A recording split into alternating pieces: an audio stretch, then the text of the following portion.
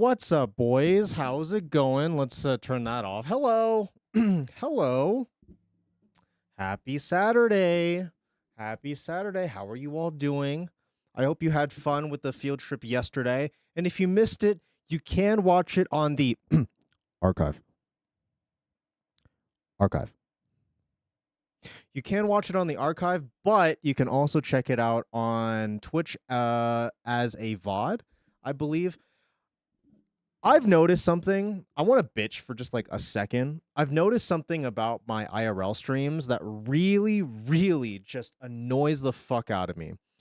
I've noticed that many of my IRL streams, and this even includes when we went to the train museum a few months ago, the audio gets completely desynced when it comes to recording. However, I know that while we're live, it's not desynced. And if it is, it's very, very slight.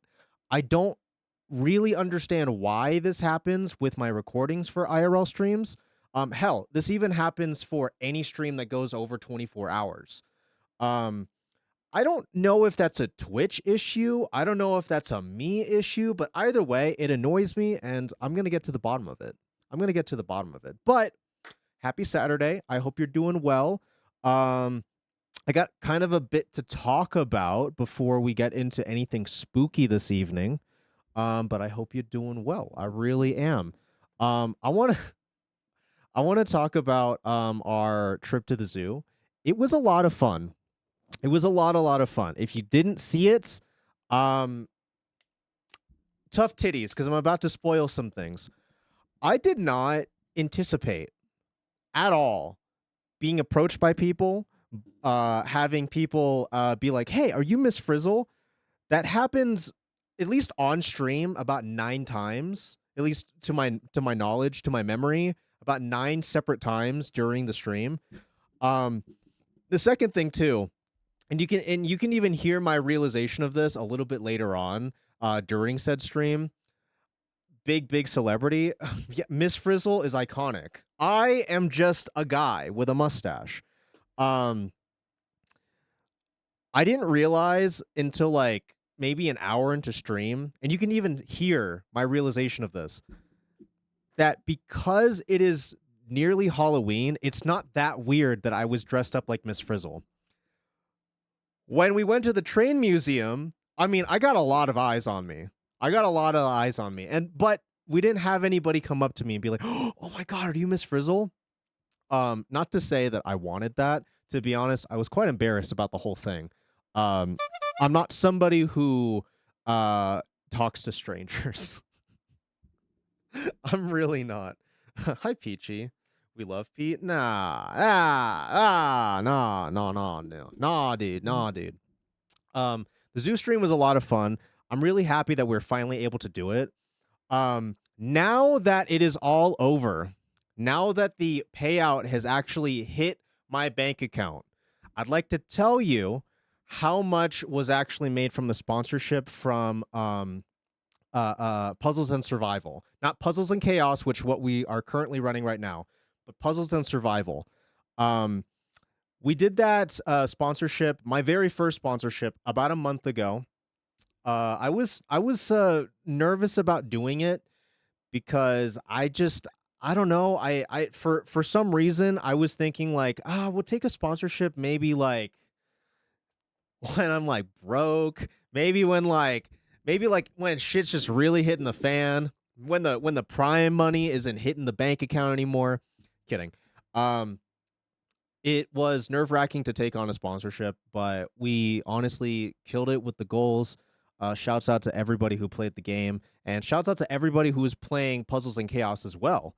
But boys, from that sponsorship, from our 2 separate sponsored streams, from you just playing the games, I'm telling you this because I want to be transparent. I want to be as transparent as possible whenever it comes to money exchanging hands with this stream.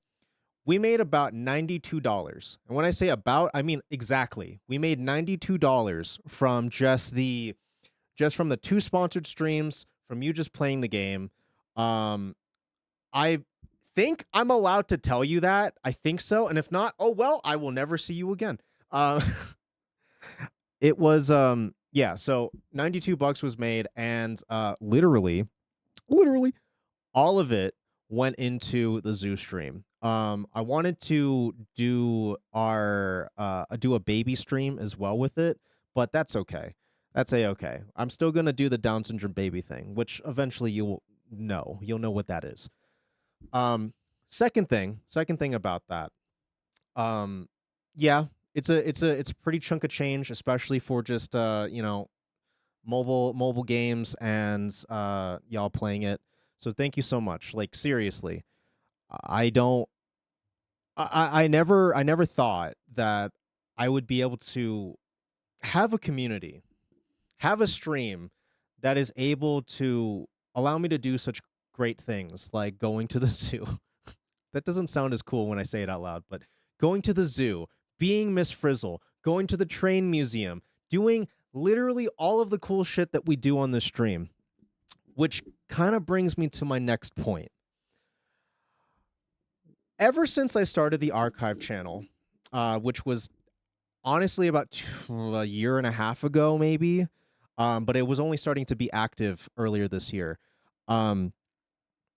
I will occasionally go back and watch some VODs, which I don't like to do. I didn't like to do up until we got the archive. Now that it's all in one central place, I'll be honest, I do rewatch my own streams. Not in its entirety, because I'll be honest, I can't stand listening to myself talk. And something that I have kind of noticed this year, especially like post May, June, right around that time, I feel like I haven't been doing enough. And you might be sitting at your desk, on the toilet, laying in bed, and you're like, Pete, what do you mean? We do stuff here all the time. I've just noticed in like the last couple of weeks, I've been doing a lot more reaction Andy content, which there's nothing wrong with that. If that's how you make your nuts, then cool. If you're a content creator and that's what you predominantly do, there's nothing wrong with it. But I just think like we got to get back to our roots, you know? We used to do choose your own adventures on this stream. We used to do a collab like every other week. I've just been a shy little guy. I haven't been reaching out to my friends, and I think that needs to change. So what I want to tell you now is I have something pretty big. I don't want to get your expectations too high. I have a large collab that's going to be coming. I'm hoping in December, because I need a couple of people to get back home. Not pointing fingers, not naming names, but I need a couple of people to get back to their desk. So we're gonna have to wait until December, but we have something big coming, and it's all through the support of you watching the stream. It doesn't even matter, really. It doesn't matter if you choose to subscribe month after month, even just once, giving bits. It doesn't matter. I'm doing this for me. I want to do better. I want to be better. So we're going to be doing some cool stuff very, very soon. That also being the case, I want to show you something cool. Those were so fun. Peachy, here's the thing. I still really want to do a Carnival Part 2. I want to do a sequel to our Intergalactic Carnival. If you don't know what the hell I'm talking about, well, one, you can watch the full VOD on the archive. Second thing, you can also watch the highlight video on my main YouTube channel. I highlighted it because it was just so much fun. It is still to this day one of my favorite streams I've ever done, especially because at the time of me doing this with Peachy, it was a collab stream. I basically took Peachy on an intergalactic carnival adventure. It was a choose your own adventure. If you don't know. At the time, I didn't really know Peachy. So everything that I based that entire stream off of was just very surface level. And I feel like at the very end of that stream, I got to know Peachy better. We got to learn together. And I think that's great. That first one made me laugh so hard. I cried during the stream. It was so much fun. It was a lot of fun. and we got to do it again. We got to do more stuff. But this also brings me to another point. I've been a little fried for the last couple of months. If you've been keeping up with the things that happened in the PNG household, August was a very, very, very wild and stressful month. And it is kind of just jumbled up all my marbles, and I need to get them back in line. So I think that's kind of why I've, for my own, like, in my own opinion, I've kind of backslid, and I want to change it. But enough about that. I want to show you something cool. Let's see. I really, really hope that this just works. Desk cam? Oh, come off it. Give me a second. I need my desk cam to work for this to function the way that I need it to. Come on. Oh, there you go. Look at me with all my nerdy dice. Okay, so yesterday, we went to the zoo. It was a lot of fun. And at the very tail end of it, if you were there, I'm not sure if it even made it into the archive VOD, but if you were there at the very end, you heard Maru say, "I want to go to the I want to go to the gift shop so that way we can get something for chat." So, what I'm about to show you is what I'm going to be giving away this evening. You didn't even necessarily have to be at the zoo stream to win this, which in my opinion kind of makes it a little messy, but listen, if you're not here in this stream, then why should you win? Why should you win? So, what we're going to be giving away this evening from the Denver Zoo is this postcard, which I will write a very nice little letter on, and a sticker pack of this Hawaiian monk seal, the Denver Zoo Conservation Alliance with a wallaby on it. If you remember, we got to see the wallaby's birthday. A sticker of the Denver Zoo with a giraffe on it because the giraffe was pretty cool.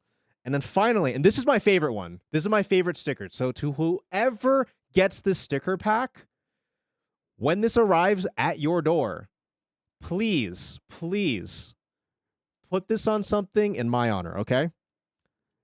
Don't worry, be happy. And yes, it is holographic. I fucking love this sticker. Love this sticker so much.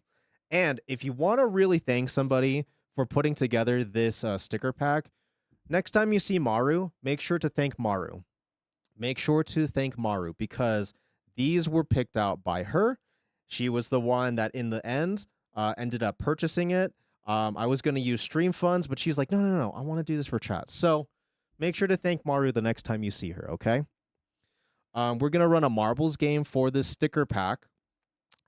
If you are not in the US, I believe this should be okay because it's going to be coming to you in an envelope, so it's not going to cost me a whole lot. Tariffs be damned, okay?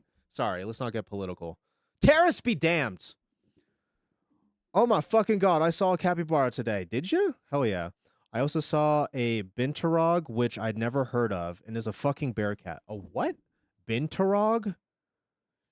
That sounds like a cryptid. What the hell is that? Binturong? Whoa. Okay, yeah, that's a cat bear. That's a cat bear if I've ever seen it. Here, I'll show you.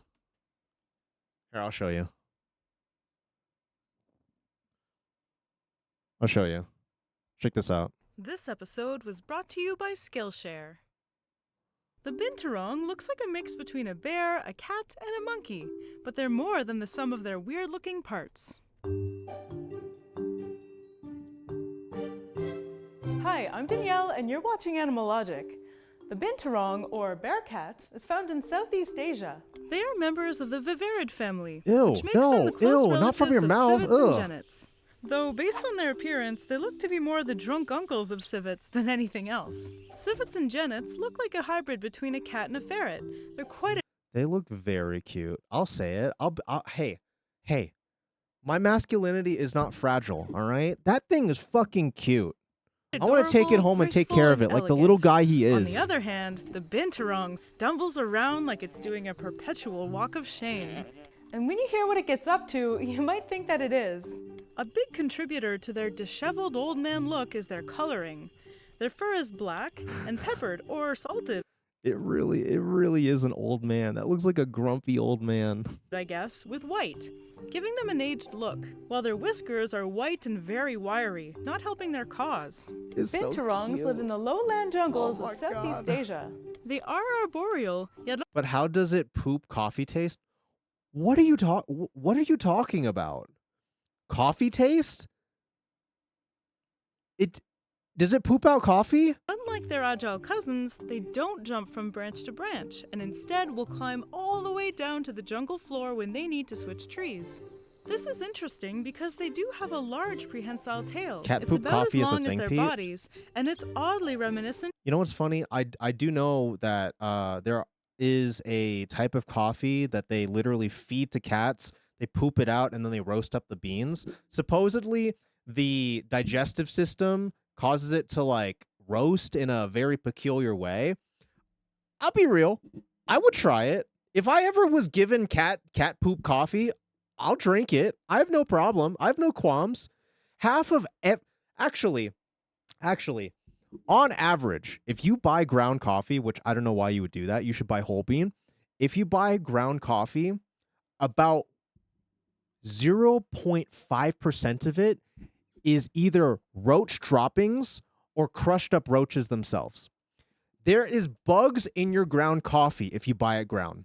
I'm telling you that right now, and now that you know that, you can either get whole bean or you can live with it. Of a giant anteater's tail. Their hind feet have an interesting adaptation for climbing. Their third Bug and makes fourth a good. toes are joined. This gives them better leverage when grabbing branches. One possible reason for their lack of jumping is the fact that they're quite large, weighing up to 20 kilos, making leaping from 20 branch to branch kilos? more challenging. While they are in the carnivora order, they are omnivorous and will eat a wide variety of meals. Basically, anything that they can catch. They'll eat birds, lizards, rodents, eggs, but the majority of their diet is made up of fruit. In fact, they eat so much strangler figs that it's through binturong feces that strangler figs primarily spread their seeds. So they have a job. This cat bear has a job. Binturongs also have crushing cheek teeth, which is an indication of a frugivorous or fruit-reliant lifestyle that is quite rare amongst civets. Oh, They have Eepy. large, Eepy little sharp guy. claws used for climbing and for defense. When threatened, they can become very aggressive and will defecate, urinate, growl, bite, and maul as necessary. All elements in a good fight. To communicate with other binturongs, they'll use a series of screeches and growls. They also use their large, wiry tail to communicate by shaking it or making it stand up to communicate aggression. Binturongs are primarily Sorry. Wait, did you just say it speaks Russian? Run that back. or making it stand up to communicate aggression. Binturongs are primarily active at night and in the early morning, with full moon nights seeing the most activity. They are highly solitary animals and don't often meet outside of mating. Females have the I do apologize to my non-sub homies. We're about to go into a 3-minute ad break. I know. I'm sorry. It's cringe. But we do that to clear up the mid-rolls and the pre-rolls. And the pre-rolls. So that way you get to watch more content without ads, okay? If you're a non-sub homie, I do apologize. You're going to miss out on the tail end of this animal talk. I do apologize. It is what it is. ability to delay embryo implantation. meaning that they can mate year-round, but she'll time the embryo implantation so that the babies are born between January and March. Possibly the weirdest thing about binturongs are their scent glands. These exposed glands are located next to their genitals, and they'll use them to leave scent marks on everything that they sit on or rub up against. Sometimes they will even pee on their large bushy tail and use it as a brush to mark trees in their territory. But the weird thing is that it smells like popcorn. The What? large bushy tail and use it as a brush to mark trees in their territory. But the weird thing is that it smells like popcorn. The reason their scent glands smell like popcorn is because of a chemical reaction present in their glands that is Because their glands make popcorn.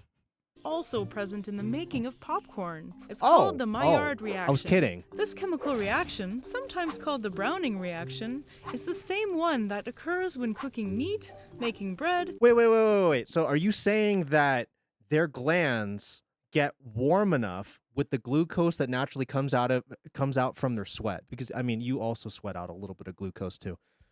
You're telling me that their body temperature gets hot enough to literally start roasting it off of their body? That's crazy. Or in a lot of other cooked foods. Binturongs, however, have a bacteria in their intestinal tract that is responsible for producing this delicious smelling compound, which they use to communicate. So if you're ever around a They communicate with binturong poop. and you smell popcorn, just remember, you smell their genitals. I don't like that. I don't like that. I don't want to smell anybody's genitals. No, especially my own. Not even like, let's not even factor in a bear cat. Binturongs are a vulnerable species, and their numbers have declined by 30% over the last 18 years. One of the main culprits is poaching. They are killed for their meat and skin, as well as captured to be sold in the exotic pet trade. Well, do they taste But the good? major reason for their population loss is habitat degradation due to It deforestation. always is. The forests that they live in are being knocked down at increasing rates to make room for the palm oil industry. Not only do they eliminate critical binturong Are habitat, you serious? We're killing their habitat to just, I don't know, fry up like a Twinkie? Really? That's so sad. by cutting down vast stretches of forest to make room for palm oil plantations, but during the logging process, they Palm build oil's roads so into bad. otherwise inaccessible rainforests, making So it easier bad. for poachers to drive in and pick off any binturongs looking for a new tree to climb. But the good news is that you can help. Many of the problems facing different animals seem impossible for a single person to help make a difference. But with binturongs and the many other species in Southeast Asia whose numbers are drastically declining due to increased demand for palm oil, you can make a difference with your purchasing decisions. Palm oil is Yeah, just found don't in buy a palm lot oil. of everyday products, and some of the biggest contributors are soap and shampoo. So next time you're shopping, Oh, I didn't even think about that. In shampoos? Oh, I was just thinking like just straight up cooking. I wasn't factoring in anything else.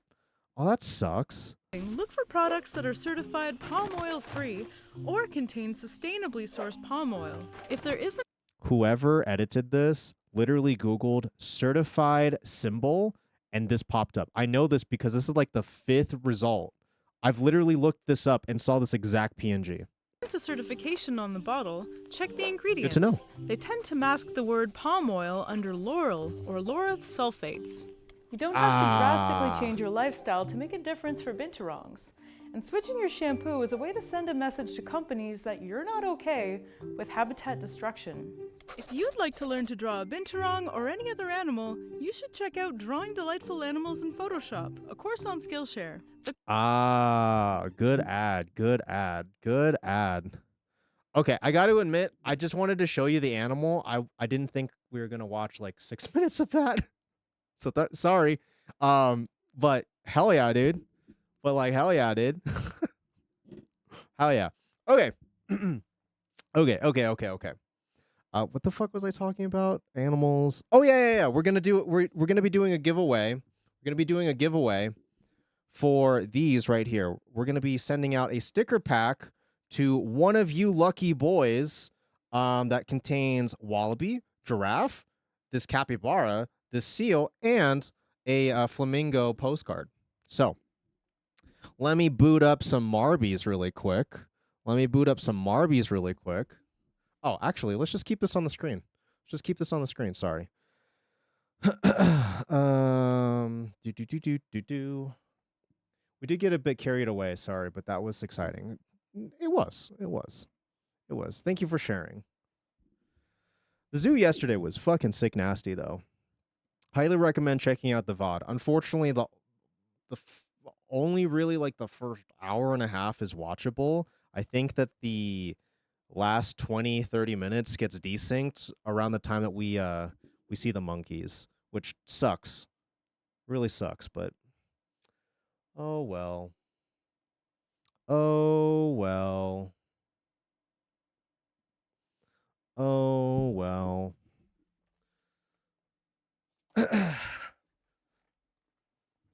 All right, it's booting. Oops. Oh fuck.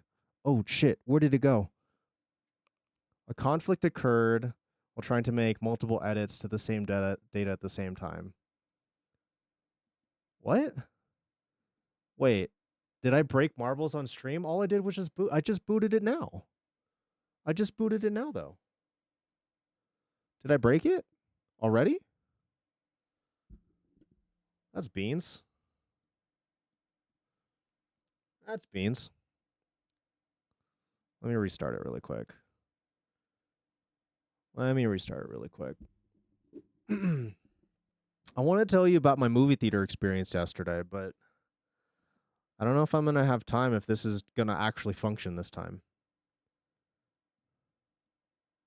Okay, it's signing in, initializing. Hoist the sails for season 64. These are some pretty cool balls. Check it out. These are some pretty sick balls.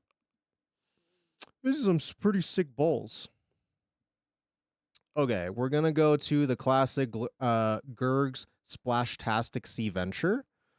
Viewer Max Racers. I don't. Sure, 20. Why not? 20. Why not? Alrighty, boys.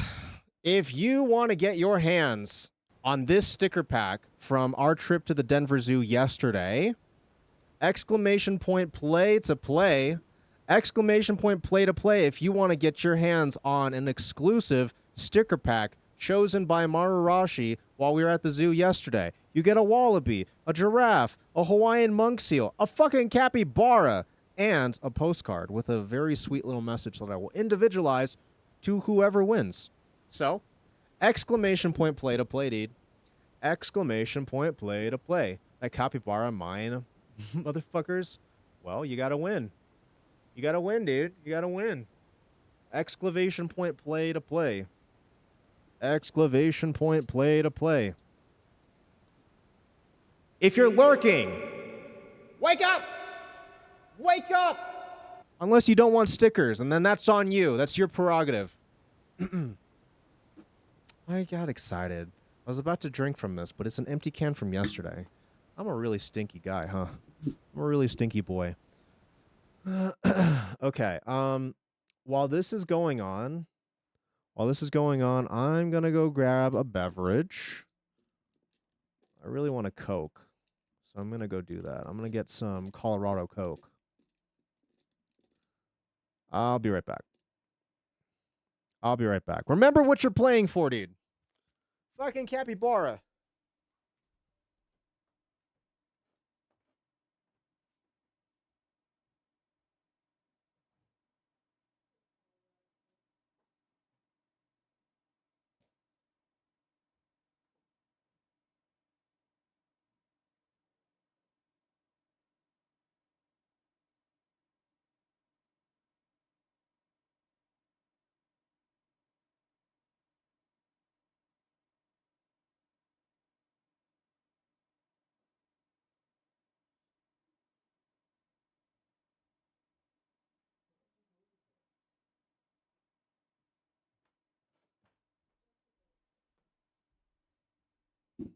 I've tried to drink my empty can next to me at least 4 times. Oh, I've been there too many times.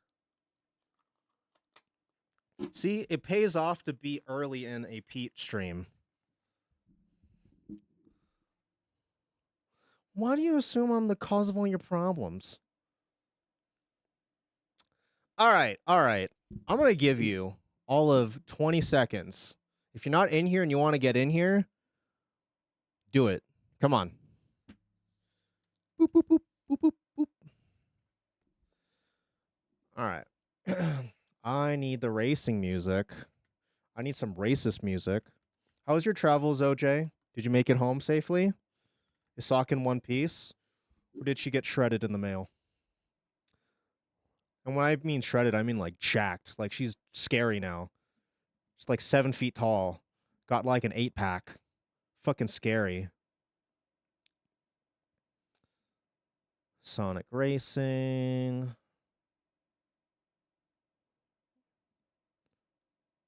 All right, it's in the queue.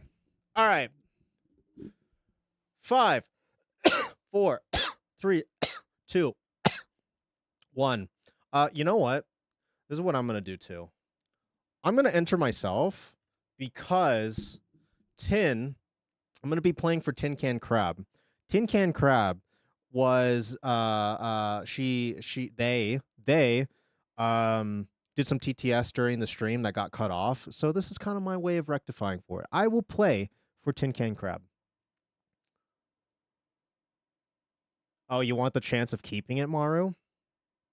All right. 3, 2, 1. How do I start this? Start.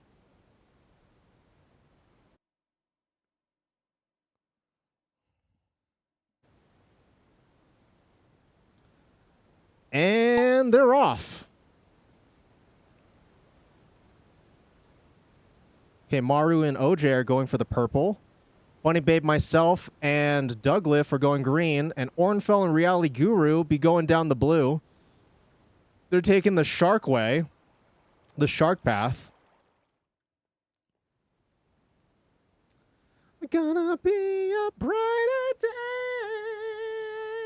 Can you feel the sunshine? All right.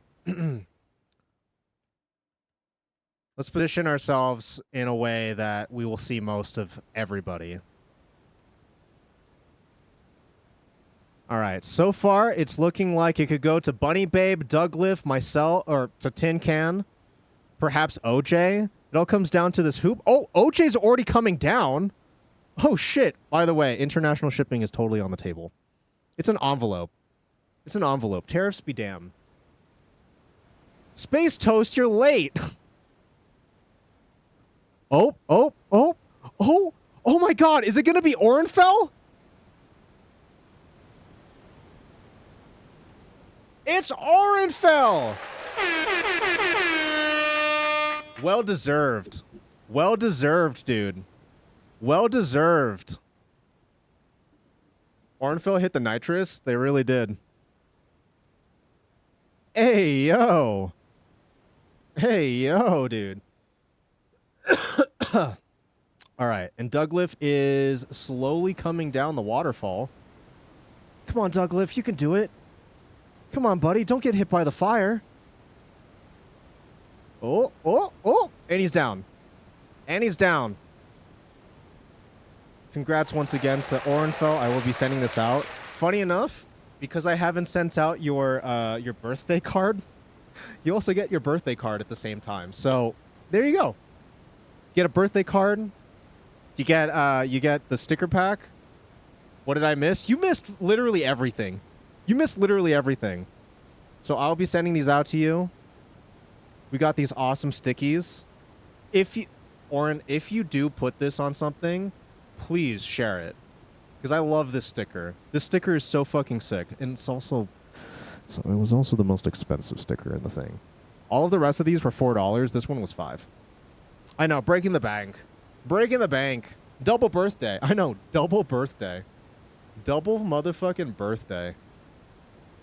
All right. Well, I will send that out forthwith. And when I say forthwith, probably on Monday. Probably on Monday, because I gotta send out a bunch of mail anyway on Monday. So do that in the morning. Oh fuck! I also gotta do grocery shopping. Guys, I'm tired of being an adult. Can Can I just go back to being like a 12-year-old? No responsibilities. No responsibilities. Just the only thing I could ever worry about is playing Daxter on my PSP. Oh, how's it, Kanaka? Hi, Skelly Pops. Hi, Skelly. Why can't they just make kibble for humans? I know. Oh my god. Oh my god. I wish. Like, you know that this is a Standing is a weird reference. 6'7" and walks with a cane. It's Skelly Skelly Pops the Cripple. You know, okay, so in Futurama, if I remember correctly, it's called Bachelor Chow. I believe it's called Bachelor Chow. Bachelor Chow. Please tell me. Oh yes, perfect. This is perfect. It's exactly what I was looking for. This. Oh, not that. This. New Bachelor Chow with new flavor. Now with flavor? Was it flavorless before? I call Trader Joe's Bachelor Chow close enough. Okay, why? Why do you call why is Trader Joe's Bachelor Chow? But why though? But why? All right. All right. Okay, so I want to talk about something. So yesterday, you eat the building? Yeah, do you eat the building? It's like where I get my frozen meals and pre-made stuff. No, that makes sense. That makes sense. I haven't been to Trader Joe's in a hot minute. In a hot minute. Oh, fuck, I keep forgetting to respond to this DM. Fuck. I really need to. Shit. Okay, well, yesterday, I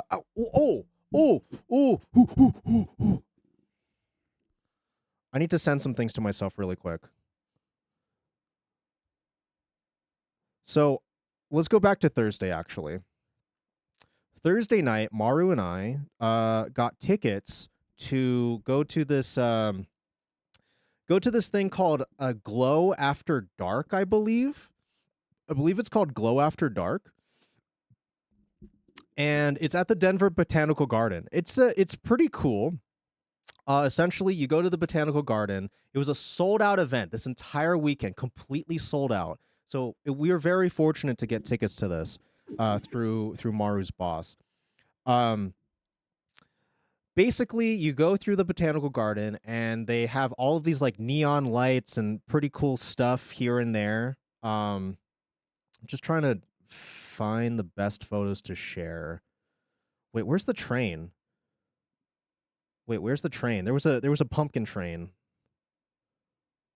Go MNSI, girl. Oh my god, I almost sent that to Sharky. Okay. Share failed. Your message could not be sent to the following location. Why? Why? Oh, is it because this is the video's on 4K? Is this too large? Uh-oh. Discord's broken. Hold on. I'm going to view. Ah, shit. It is too big. Maybe get rid of this video. Okay, it's sending. It'll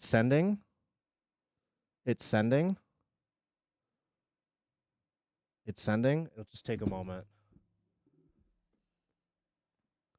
Oh, are you sending me images too? Oh, shit, you are. Okay. Thanks, Maru. Confirmed his pumpkin. Oh, hell yeah, dude. Oh, shit, we got a lot of photos, actually. We got a lot of photos to show you. Do I have it? What you want?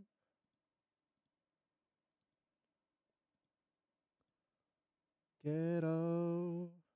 Easy. Wait, what did I not send him? Oh, it was the spider thing. I want to show you the spider thing, too. That'll just take a second. Okay. From the very beginning.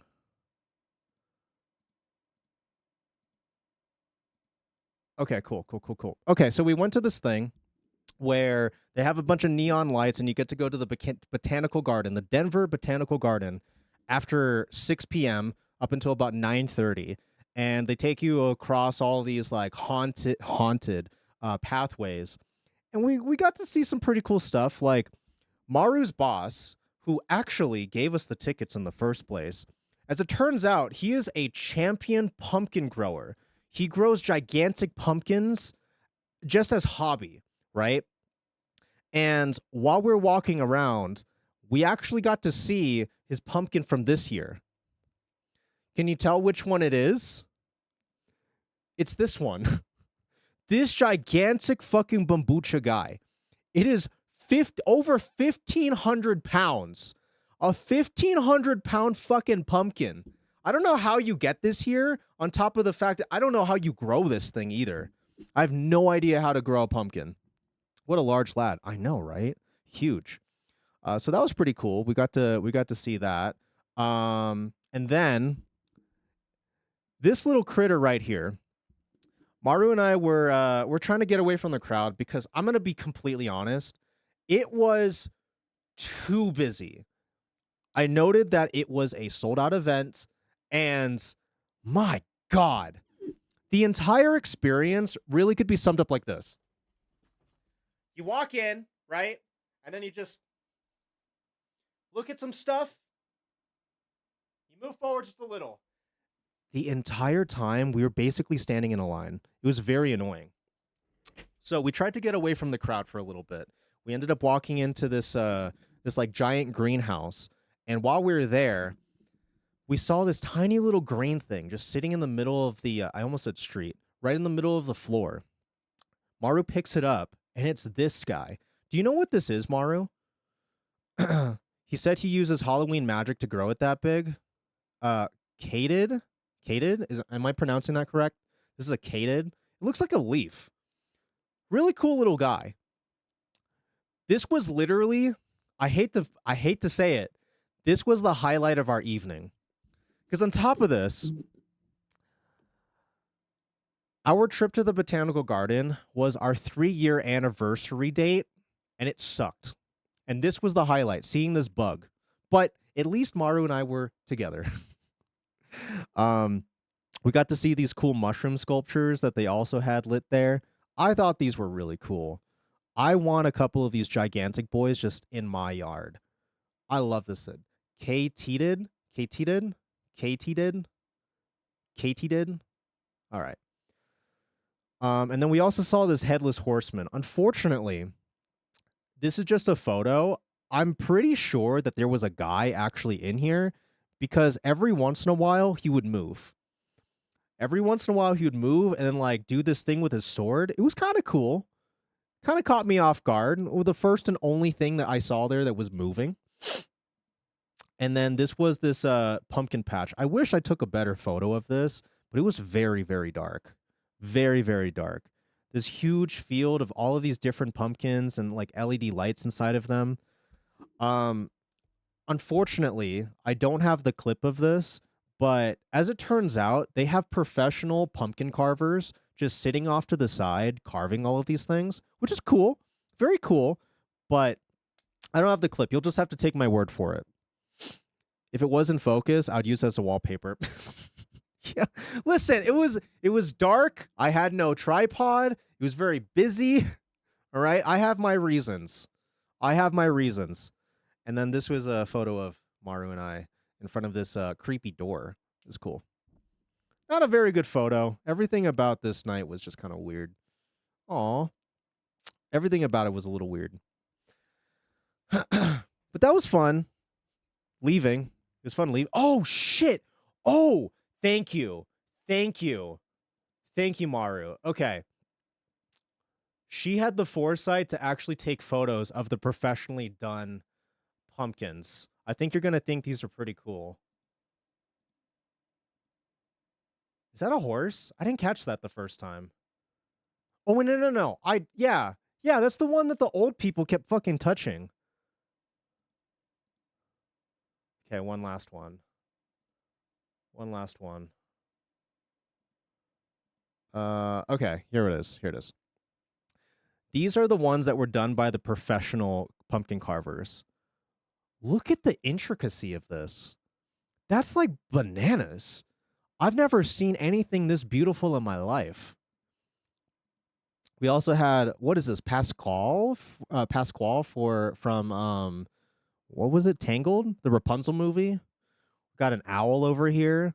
Do we have a photo of this guy? Oh yeah, there it is. Look at him. So creepy, so weird. Very cool though. I wish I could do this. I wish I could do this. We got a goblin. How do you do these ears? Do you just kind of like carve holes and then just stick it in there? Did this come from a different pumpkin? Is that cheating? There was an old couple that kept fondling the carvings. Do not touch the art. True. It's funny because we had a few children in front of us that were just admiring and they were talking. God, do you remember their conversation, Maru? Because I sure do. It was this little boy talking to what I assume is his sister. And this is the only part of the conversation I really caught. He was like, yeah, and then I told her that I was the Rizzler. And then I just kept going skibbity, skibbity, skibbity. And then eventually we had a play date. And I was like, is it that easy with children now? You just hit them with a, I'm the Rizzler, skibbity, skibbity, skibbity. And then they're your girlfriend? Is that how that works? Unbelievable. And then this is a horse. Horse pumpkin. I don't know what else you could possibly do with this this pumpkin other than doing a horse. Very cool. Very, very cool. We got a witch, a thing that says glow, and then this really cool pumpkin. Granted, it doesn't go all the way through. Whatever. Still pretty sick nasty though. Pretty sick nasty. A bald eagle, and I'm guessing a haunted house. I really didn't get to look at these very closely, come to think of it. And then this is the last one from their little showcase. How? Just how? How? How do you? How? How do you how? Cyclops is wild. I know, right? I know. They got like the facial features really down, the dimples, all of these like little face lines. So fucking cool. So fucking cool. All in all, I'm glad we didn't pay for the tickets because my chief complaints, and Maru can attest to this as well, way too busy. Probably like 70% of all of the attendees were children, which I have no problems with children, but they were all just screaming constantly. It's hard to take in the plants and the cool like atmosphere when all I can hear is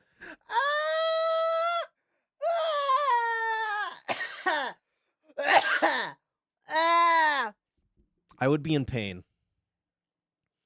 I think tickets were like $30 each, which fucking crazy. Fucking crazy. $30. Anyway, moving on. So after the zoo stream on Friday, if you were in the Discord, perhaps you already know this. If you saw this in the Discord, I mean, I went to go see Chainsaw Man, the Reese arc. Now, I fucking love Chainsaw Man. I fucking love everything Tatsuki Fujimoto goddamn touches. This man's got such a fucked up brain, and I'm so here for it. Everything that he makes, I just eat it up. I absolutely fucking eat it up. Hi, Zach. I eat up everything he does. So we went to go see the Reese movie, and it was so good. Here's a picture of us right before it was about to start. And here's me posing with the poster. Wait, do we have the photo of me kicking my little footy up? Yeah, this one. This is the one I'm looking for. Look, it's Pochi. I'm not going to spoil this. But this is what I'm going to say about this movie. For an hour and 43-minute long, I think it's 43 minutes, 1 hour, 43 long movie, it just flew by. Are you going to go back and check for the bucket? I actually am. I absolutely am. I found out that there was a Pochi bucket, popcorn bucket that they were selling after the fact. I didn't know this until just today, and I'm actually mad about it. I'm very mad about it. Granted, it looks cheaply made, but I want him. I want him more than anything. I want to put him right on my shelf and keep him there forever. I love this little guy. What I'm going to say about the Chainsaw Man movie is it was just pure awesomeness. I will say that I also agree with what Sharky said in the Discord about admiring the season 1 art style a little bit more than the movie. The movie was a lot closer to the manga's style of art, which I have no problem with, but I kind of miss that really cinematic, like glowy, like smooth texture that season 1 had, as opposed to this, which was a little bit more rough around the edges, but they were able to get away with such sick shots. Such sick shots. 10 out of 10 adaptation. If you are not reading the Chainsaw Man manga, I highly recommend you do. Not only because it's one of my special autistic interests, but because it's a fantastic manga. Like, granted, by me telling you that the main character's main goal is just to touch boobs, that sounds really stupid. But it's not. Trust me. Just trust me. I'm hopped up on copium here. Just trust me. It's good. The movie was fantastic. In the end, I would probably give it like an 8.8 out of 10. It was fantastic for what it was. Granted, the source material is already great. I like how they handled the nudity in the movie as well. There is nudity. It was very non-sexual, which actually felt good. Like, sometimes I want to look at a boob and not feel like I don't want to be bricked up. I don't. Sometimes I want to see a boob and be like, no, this is a part of the scene. Like, this is beauty. This is art. Toast with jam is a gateway drug to boobs. It is. The year is 2027. Maru is fed up, and it's been 2 years, and Pete has only eaten meals out of the Pochi bucket. If I can find this thing, I will. I will eat probably probably like a huge bowl of cereal directly out of Pochi's little head and body. Angel Devil and lingerie? Yeah. Okay. If any of you that are into Chainsaw Man happen to also be on the subreddit Chainsaw Man Folk, oh my god. The biggest and most popular complaints about the movie is that Kobeni is only in lingerie for one shot for 5 seconds of the film. Out of the 1 hour and 43-minute long runtime, we get 5 seconds of Kobeni in lingerie. Whatever. I'm not a Kobeni stan. People can have their own opinions. I'm power supremacy all day, every day, no matter what. I love power. It's apparently an AMC. It's apparently AMC theaters had them. I will go back. I will see if they have this. If this is available still, I will go get it. Fantastic. You should watch it. But before you do, at the very bare minimum, you should watch season 1 of Chainsaw Man. Watch season 1 of Chainsaw Man. Go watch the movie. Come back to me. Go into the movie enjoyer section of the Discord. Tell me what you thought. All right. And make sure to use a spoiler tag, because just in case. Such a good time. Such a good time. Such a good time.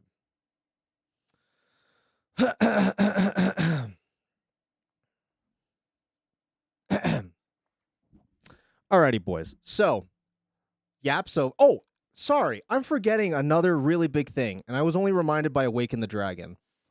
So on Tuesday of this week, we did a sponsored stream with Puzzles and Chaos. We completed the contractual obligations that actually played on stream, but if you would like to, you can continue playing.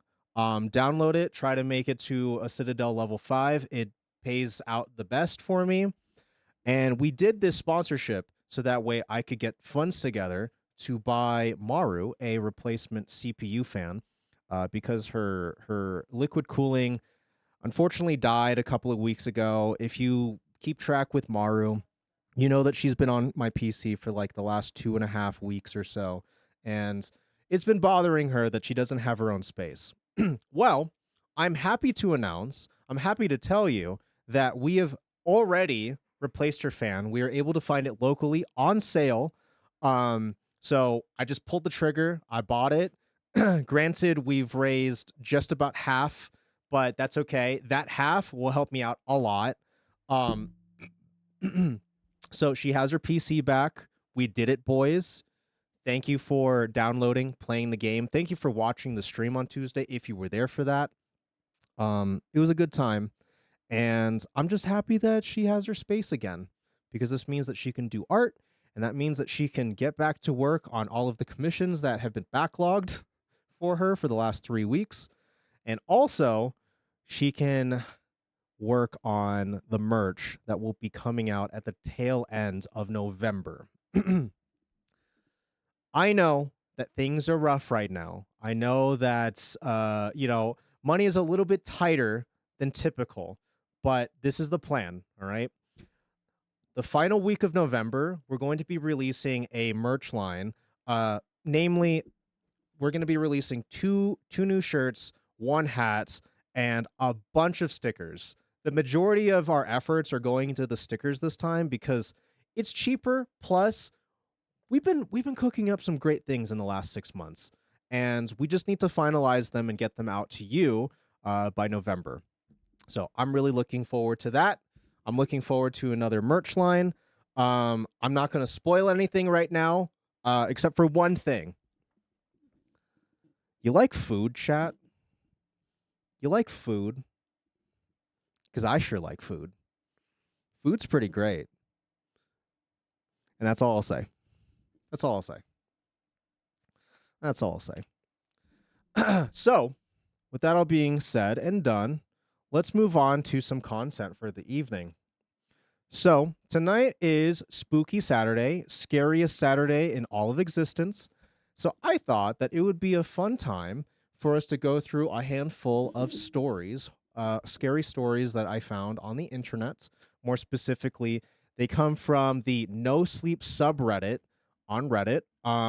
If you know what No Sleep is, it's essentially people making fictitious, sometimes true stories that have a spooky or scary edge to them. So we're going to be going through that. Your merch rocks.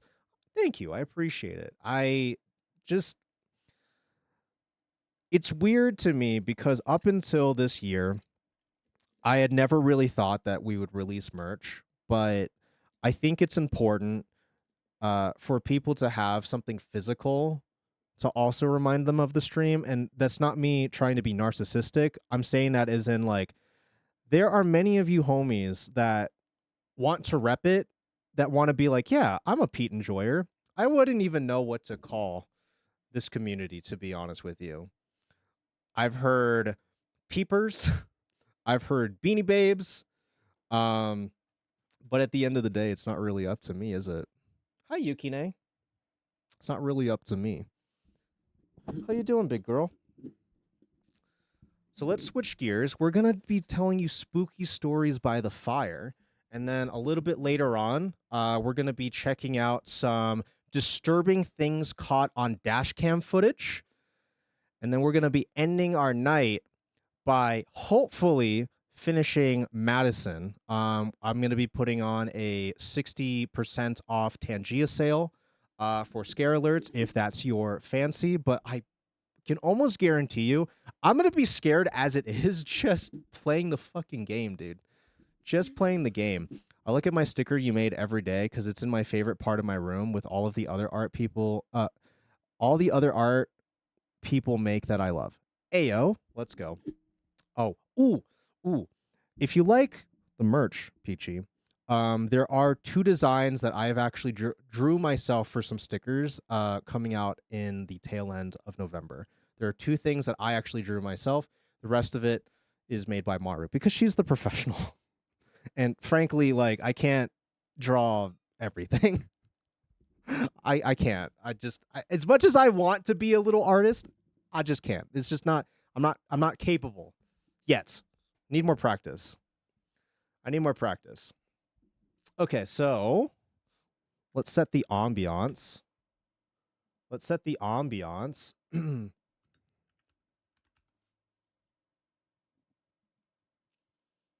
Oh, no, it's gonna play the Monster Mash, isn't it? It's gonna play the Monster Mash, isn't it? He did the mash. He did the Monster Mash. The Monster Mash. All right. Let's go to the fire.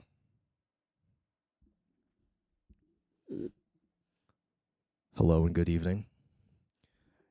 You are about to embark into the no-sleep zone, where only spooky stories shall reverberate within your brain to a part of the psyche that perhaps no human being should ever touch.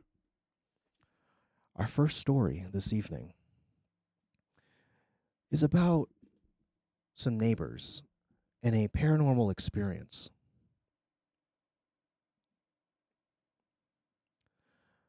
My neighbors say they've known my son for years.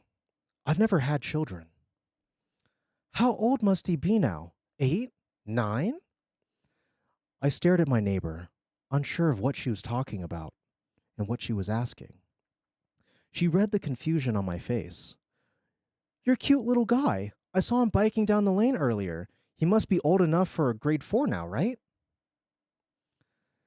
Mrs. Babbage was a bit on the older side, but I never thought she had shown signs of dementia, not until now. I wasn't exactly sure what to say. She proceeded to stare at me, tilting her head, as if I was the one misreading or misremembering. I awkwardly opened my mouth. Oh, right, my little guy. She brightened. Yes, he must be in grade 4, right? Sure. I mean, yes, he is. What a cute little guy, she said, and returned to watering her flowers. It was an odd, slightly sad moment. I wondered if her husband had seen glimmers of this too. I could only hope that this was a momentary blip and not the sign of anything like Alzheimer's related. I took the rest of my groceries out of my car and entered home. I had a long day of teaching, and I just wanted to sit back, unwind, and watch something light on TV. But as soon as I took off my first shoe, I smelled it. Something burning on the stove. Something burning with lots of cheese on it. What the hell? I dashed over to the kitchen and almost fell down. Partially because I was wearing only one shoe, but also because there was a scrawny little boy frying Kraft dinner. I let out a half scream. But very quickly I composed myself into the same assertive adult who taught at a university. What? Excuse me? Who are you? What are you doing here? The boy's blonde, willow-like hair whipped around his face as he looked at me with equal surprise. Papa? What do you mean? I'm here. I'm here. He was a scared, confused child, and I couldn't quite place this bizarre inflection of his words. Do you want some KD, Papa?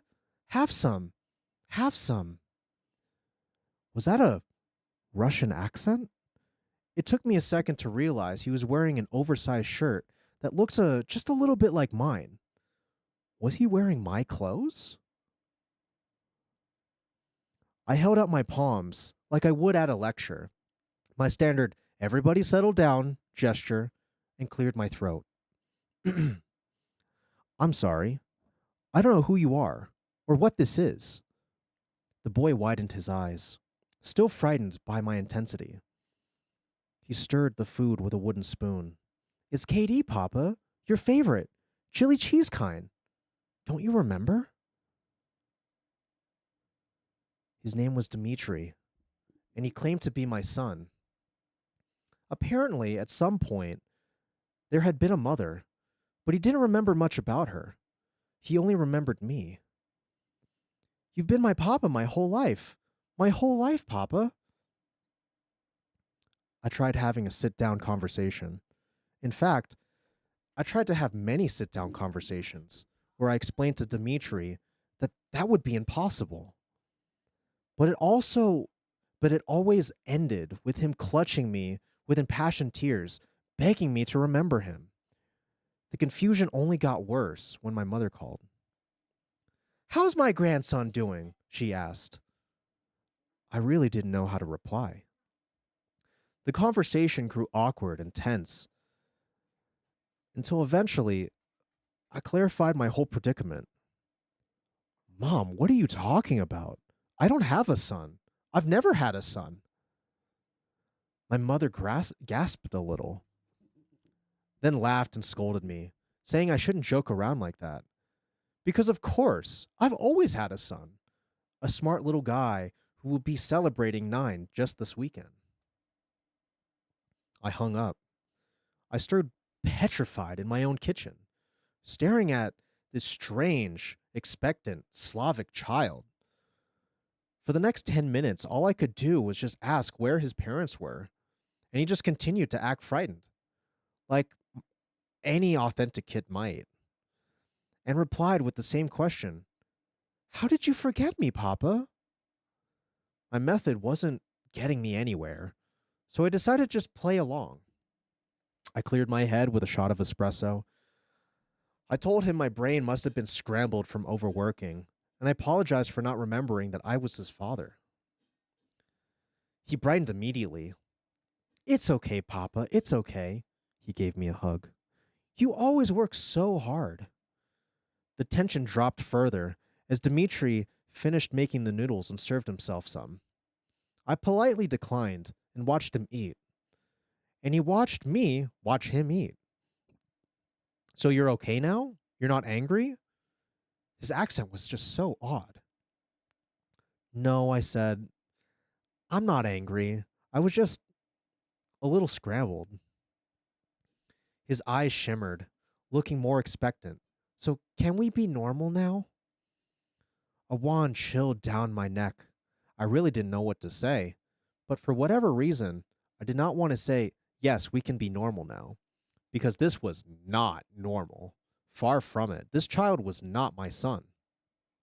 He started playing with his food and quivered a little, like a worried mouse seeking reassurance. Everything will be fine, I eventually said. No need to stress. Just enjoy your noodles. To my shock and dismay, I discovered that Dmitri also had his own room. My home office had somehow been replaced by a barren clay-walled chamber filled with linen curtains, old wooden toys, and a simple bed. The smell of bread and earth wafted throughout. I watched him play with his blocks and spinning tops for about half an hour before he started to yawn and say he wanted to go to sleep. It was the strangest thing, tucking him in. He didn't want to switch to pajamas or anything. He just kind of hopped into his bed and asked me to hold his hand. Dimitri's fingers were cold, slightly clammy little things. It was very bizarre, comforting him like my own son, but appeared to work. He softened and laid still. He didn't ask for a lullaby or a bedtime story. He just wanted to hold my hand for a minute. Thank you, Papa. I'm so glad you're here. So glad you can be my papa. Good night.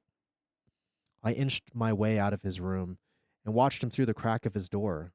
At about 9:30, he gave a small, childlike snores. He had fallen asleep. Cautiously, I called Pat, my coworker, with whom I have shared close contact. She had the same reaction as my mother. Harlan, of course you have a son. From your marriage to Svetlana. My marriage to who? You met her in Moscow when you were touring Europe. It was true that I had guest lectured 15 years ago across UK, Germany, and Russia. I was awarded a grant for it, but I only stayed in Moscow for 3 days. I never met anyone named Svetlana. Don't be weird, Harlan. Come on. Pat's conviction was very disturbing. You and Svetlana were together for many, many years. We were? How many? Look, I know the divorce was hard, but you shouldn't pretend your ex-wife doesn't exist. I'm not pretending. I'm being serious. I don't remember her. Then get some sleep. I sipped on my second espresso of the night. But I have slept. I'm fine. Well then, I don't get what this joke is. Knock it off. It's really creepy. Again, I'm not joking. I'll see you tomorrow for the birthday. Birthday? Yes, your son's birthday. Jesus Christ. Good luck and good night, Harlan. Get some sleep. I didn't sleep that night. My efforts spent scouring the filing cabinets and drawers throughout my house. I had credit card bills covering school supplies, kids' clothing shops, costlier groceries. I even had pictures of Dmitri hung up on the walls from various ages. It's like everything was conforming to this new reality. The harder I looked for clues to disprove my fatherhood, the more evidence I found confirming it. Later, it was Dmitri who woke me up off the living room couch and said Uncle Boris was here. Uncle Boris? I peeked through the window and could see a very large blond man smiling back at me. Behind him was a giggle of other relatives, all speaking Russian to each other. Hello, Harlan. The blond man's voice penetrated the glass. We're here for the birthday. They all looked excited and motioned towards the front door. They were all wearing tunics and leggings. Traditional birthday clothes or something? I was completely floored. I didn't know what to do, so I kind of just nodded and subtly slinked back into my kitchen. Dmitri came to pull on my arm. Come on, Papa. We have to let them in. I don't know any of them. Yes, you do, Papa. It's Uncle Boris. It's Uncle Boris. I yanked my hand away. It was the only thing to pretend I was this kid's dad for a night.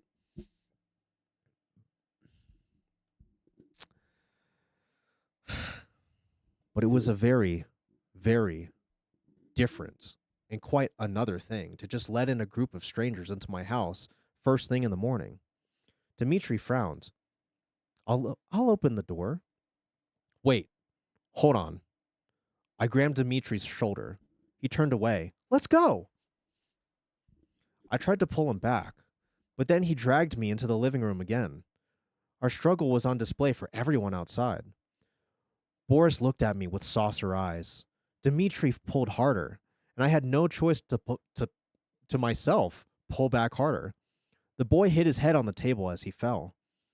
Boris yelled something in Russian. Someone else hollered back. I heard hands trying to wrench open the door. Dmitri, stop, I said. Let's just take a moment to... You're hurting me, Papa, oi! The front door unlocked. Footsteps barreled inside. I let go of my son and watched 3 large Slavic men enter my house with stern expressions. Dmitri hid behind them. Is everything okay? Boris peered down at me through the tangle of his blonde hair. Yes, sorry, I said. I struggled to find the words. I am just very confused. Confused? Why are you hitting Dmitri? The little boy pulled on his uncle's arm and whispered something into his ear. Boris's expression furrowed. But before I could speak any further, a slender pair of arms pushed aside all the male figures and revealed a woman with unwavering, bloodshot eyes. Something in me knew it was her. Svetlana. She wore a draped brown sheet as a dress. Her skin was so pale I could practically see her veins and bones. She had some sort of extreme form of albinism. Harlan, she said, somehow breaking my name into 3 syllables. Harlian. Oh. I've never been so instinctually afraid of a person in my life. It's like she had weaved herself out of the darkest edges of my memory. I saw flashes of her holding my wrist in Moscow, outside Red Square. Flashes of her lips whispering chants in the shadows of St. Basil's Cathedral. Svetlana held Dmitri's shoulder, then looked up at me. Just tell him it will be normal. Tell him everything will be normal. No, this is not happening. None of this is real. Barefoot, and still wearing the same clothes as yesterday, I bolted out of the back of my house. I hurtled towards my driveway, before the rest of my new family could realize what was going on. I hopped into my Subaru and stepped on the gas. As I drove away from my house, I looked back into my rear view mirror, and I swear it didn't look like my house at all. I swear it looked like a thatched roof hut. Back at the university, I walled myself up in my study. I canceled all my speaking arrangements for the week, saying I needed a few personal days. No one in my department knew I had a son. Nothing in my study indicated I had an extended Russian family. When I asked Pat about our phone conversation last night, her response was, "What conversation?" My mom said the exact same thing. With immense trepidation, I returned to my house the following day. And after setting foot back inside, I knew that everything had reverted back to the way it was before. There were no more framed pictures of Dmitri. There were no more alarming photo albums. And the clay-walled room where Dmitri spun tops and slept inside, it was my home office again. To this day, I still have no clue what happened during that bizarre September weekend. But during some of my research, I'm starting to think I did encounter something in Moscow all those years ago. Some kind of lingering old curse, or maybe a stray spirit. Or maybe a Chernaya Vedma, a black witch disguised as an ordinary woman. Although I still haven't seen any evil things bubble up around my place since, every now and then I do have a conversation with Miss Babbage, and she seems to remember my son very well. Such a cute little guy, always waving hello. Did you know he offered me food once? I think it was Kraft dinner. The end.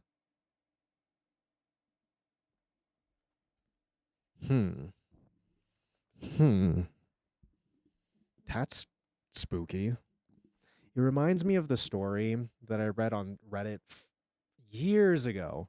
And this is a classic Reddit story about a man who falls during some sort of accident and he hits his head on the pavement.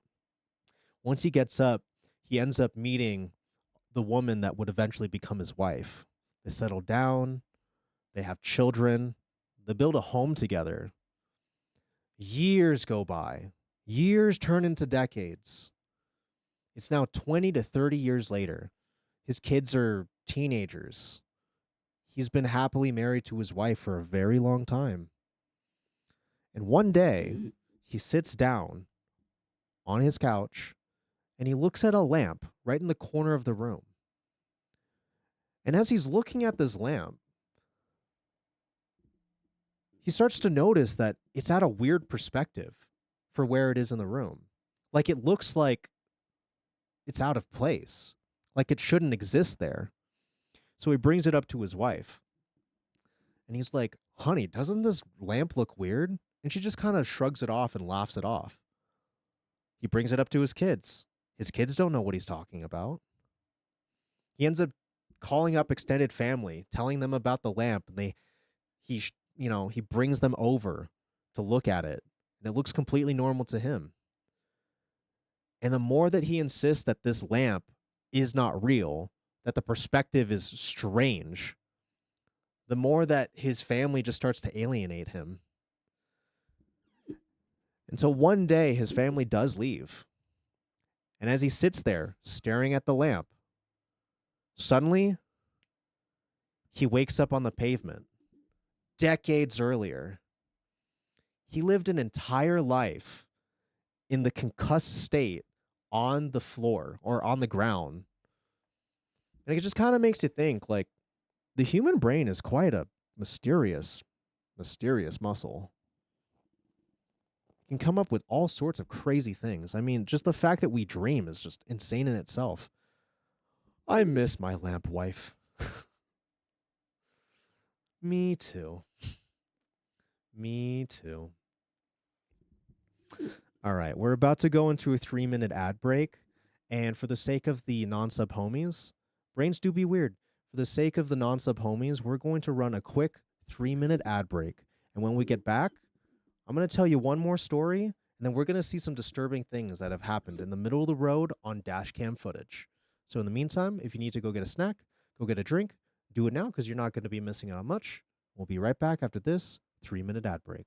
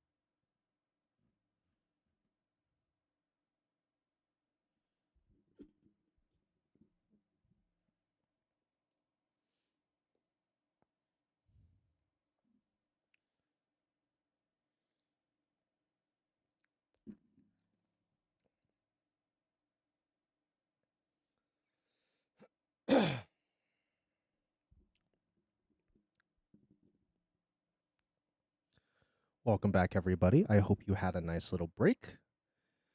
Did you get everything done that you needed to? Because it is about time that I tell you about a guardian angel, or perhaps a guardian demon.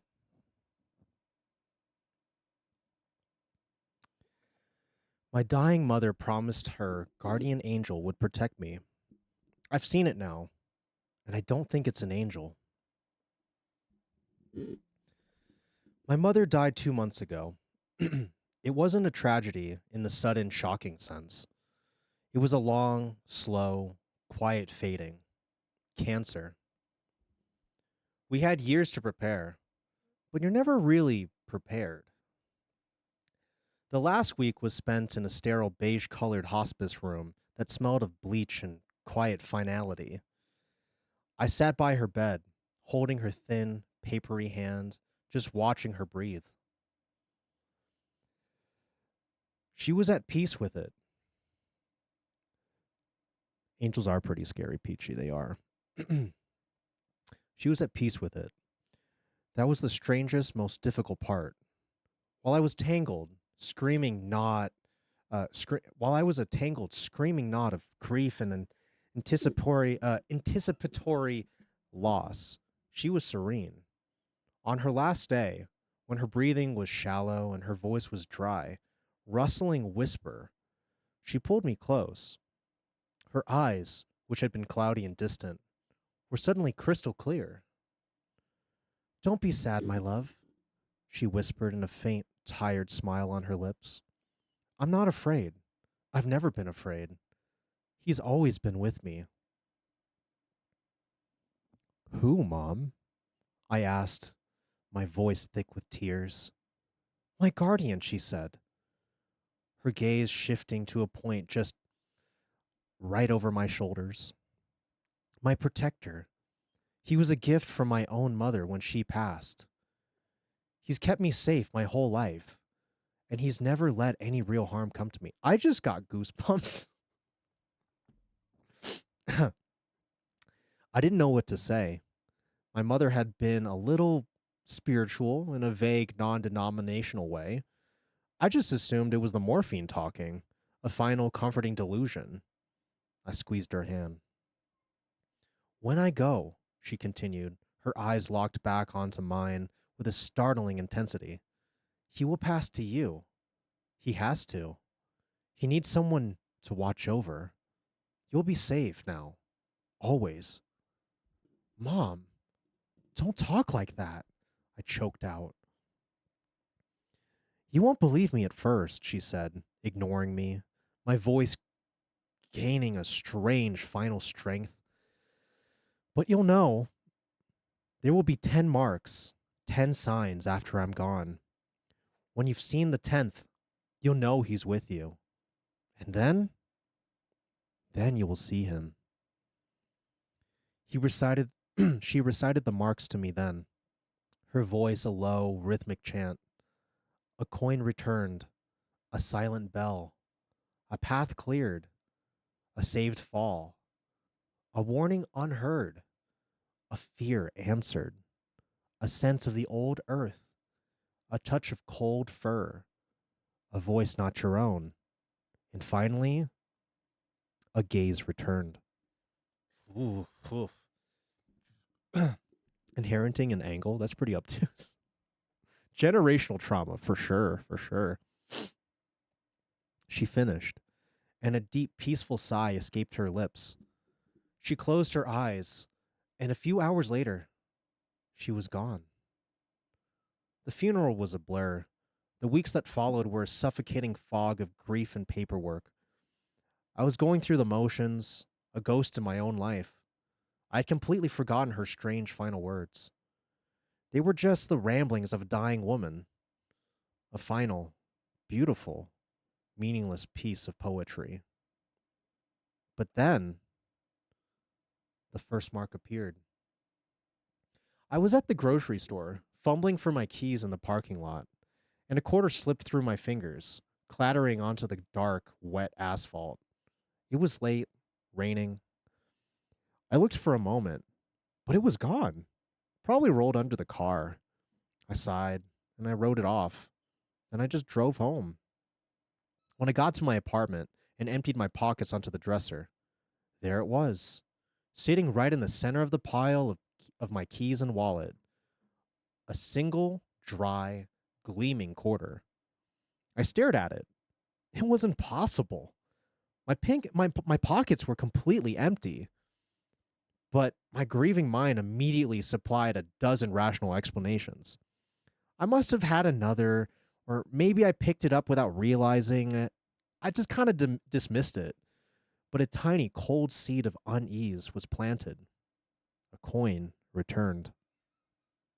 A week later, the second mark. I was walking home from work, taking my usual route past an old, decommissioned church. As I passed its silent stone bell tower, I heard it. A single, clear, resonant bong of a great bell, echoing through the quiet afternoon air. I looked up. The tower was still. The great bell was completely motionless. No birds flew out. No one else on the street seemed to have noticed. Maybe it was an auditory hallucination, I told myself. Stress and grief can do strange things to your mind. But regardless, a silent bell. The third mark came a few days after that. My work building is old and the maintenance staff is constantly doing repairs. I was heading to the break room, but the hallway was blocked by a huge wheeled out cart full of tools and equipment, left there by a worker who was nowhere in sight. I sighed, annoyed, and just turned around and went the long way. I got to the end of the hall, turned the corner. Then I realized I had forgotten my wallet on my desk, so I turned back around. This time, the hallway was completely empty. The massive cart was gone. The whole process might have just taken 30 seconds or less. There was no way anyone could have moved it that fast. It just vanished. A path cleared. I wasn't just uneasy anymore. I was starting to get scared. These could not just be coincidences. They were just too specific, too perfectly aligned with my mother's strange prophecy. I started to feel I was the character in a story that someone else was writing. And then I started to feel like I was being watched. It was constant, low grade, prickling sensation right on the back of my neck. I'd been in my apartment and I'd feel a sudden, intense pressure as if someone had just walked into the room. I'd spin around with my heart pounding, but there was never anyone there. I started seeing things too. Flickers of movement right on the edge of my vision. A shadow in the doorway that was a little too tall, a little too dark. When I turned to look, it'd just be gone. Mark number 4 happened a week later.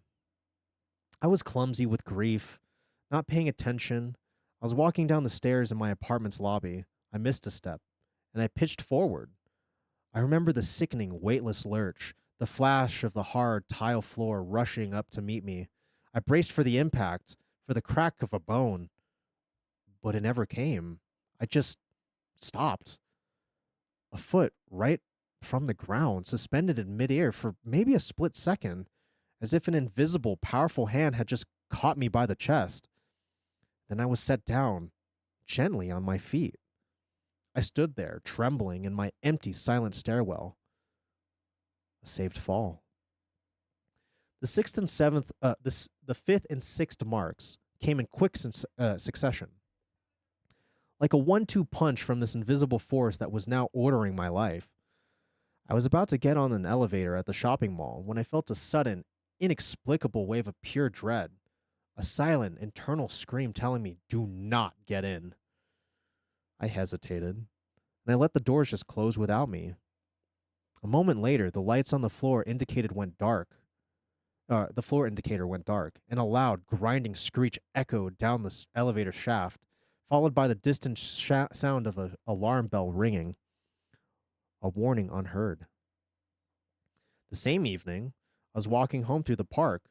A large barking dog off his leash just came bounding towards me, his teeth bared. I froze, a jolt of pure primal fear shooting through me. The dog was just about a foot away, ready to leap, when it suddenly just stopped. It let out a high-pitched, terrified yelp, tucked its tail in between its legs, and just fled, as if it had seen something standing right behind me. A fear answered. I was 6 marks in, and my life was no longer my own. I was being guided, protected, maybe even manipulated by an unseen, unknowable force. The feeling of being watched was a certainty now. I began to see it more clearly, though never directly. In the reflection of my dark TV screen, I would see a shape standing in the room right behind me. It was a tall, stooped, maybe like an old man with arms that were just a little too long, their hands almost touching the floor. In the reflection of the shop window as I walked by, I'd see it again, a dark, hulking shape, followed by just a few paces right behind me, always keeping to the shadows. The seventh and eighth marks brought it closer, with a visual presence to a physical one. I started to notice a strange smell in my apartment, a smell that would come and go without reason. It was heavy and musky and kind of like an animal scent. The smell of damp, rich earth or something else. Something like maybe wet fur? A scent of the old earth. One night, I was laying in bed, the lights on, my nerves a raw, jangled mess. I was drifting in the gray space before sleep when I felt something brush up against my outstretched hand. It was a coarse, bristly feeling, like touching a thick, wiry animal pelt. I snatched my hand back with a choked cry, my heart exploding in my chest. I was alone in the room. There was nothing there. But regardless, a touch of cold fur. I was 9 marks in. The terror was a constant companion now. I knew the 10th mark was coming, and I knew that with it would come the final, terrible reveal. I didn't know what I was more afraid of, the waiting or the seeing. The 9th mark came last night.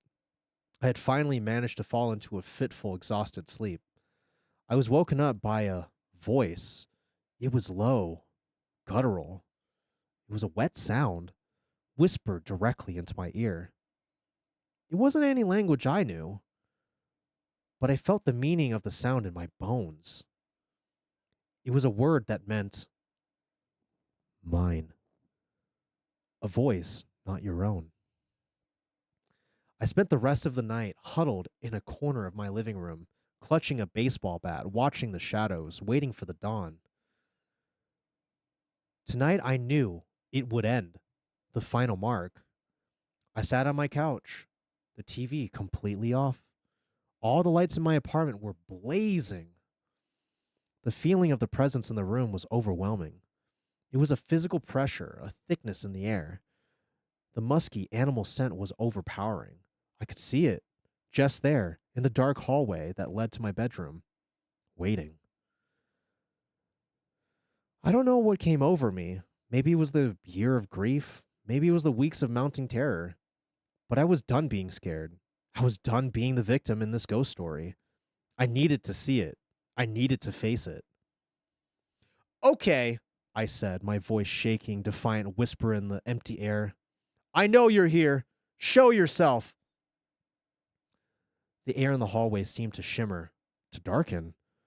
A shape began to resolve itself out of the gloom. At first, it was the familiar, stooped silhouette of an old man. It was tall, maybe 7 feet, even with its hunched-over posture. Its arms were long, the gnarled 3-jointed fingers of its hands brushing against the floorboards. Its body was covered in a thick, matted, greasy black fur. Then it lifted its head, and I saw its face. It wasn't a man's face. It was the long, narrow, bearded head of a goat. Its horns were thick and curved, spiraling back from its narrow skull. But the worst part? The part that finally, completely broke my mind was its eyes. They weren't the dumb, placid eyes of a farm animal. They were a pair of intelligent, ancient, utterly malevolent yellow eyes, the pupils horizontal slits like a serpent, and they looked directly at me. A gaze returned. The 10th mark, the final sign, my mother's guardian angel. I didn't scream. The sound was trapped in my throat. A solid, immovable ball of terror. We just stared at each other for an eternity across 20 feet of my brightly lit living room. And in its ancient yellow eyes, I saw it. The same serene, peaceful, knowing look my mother had on her face when she died. It was my protector, my guardian. It had been with me, a silent, unseen shadow, for the past 2 months. It cleared a path for me. It saved me from the fall. It frightened away the dog. And now that I've seen it, it no longer feels a need to hide. I'm writing this now from my desk. The sun has come up, and it has brought me no comfort because it's still here. It's standing in the corner of my room by the door. Its stooped, hairy form, a black hole in the morning light. It hasn't moved. It just watches. My mother's final words echo in my head. I've never been afraid. He's always been with me. What do I do? How do I escape a guardian angel? How do you run from a protector that will never, ever let any harm come to you, but whose very presence is a fate worse than death? The end.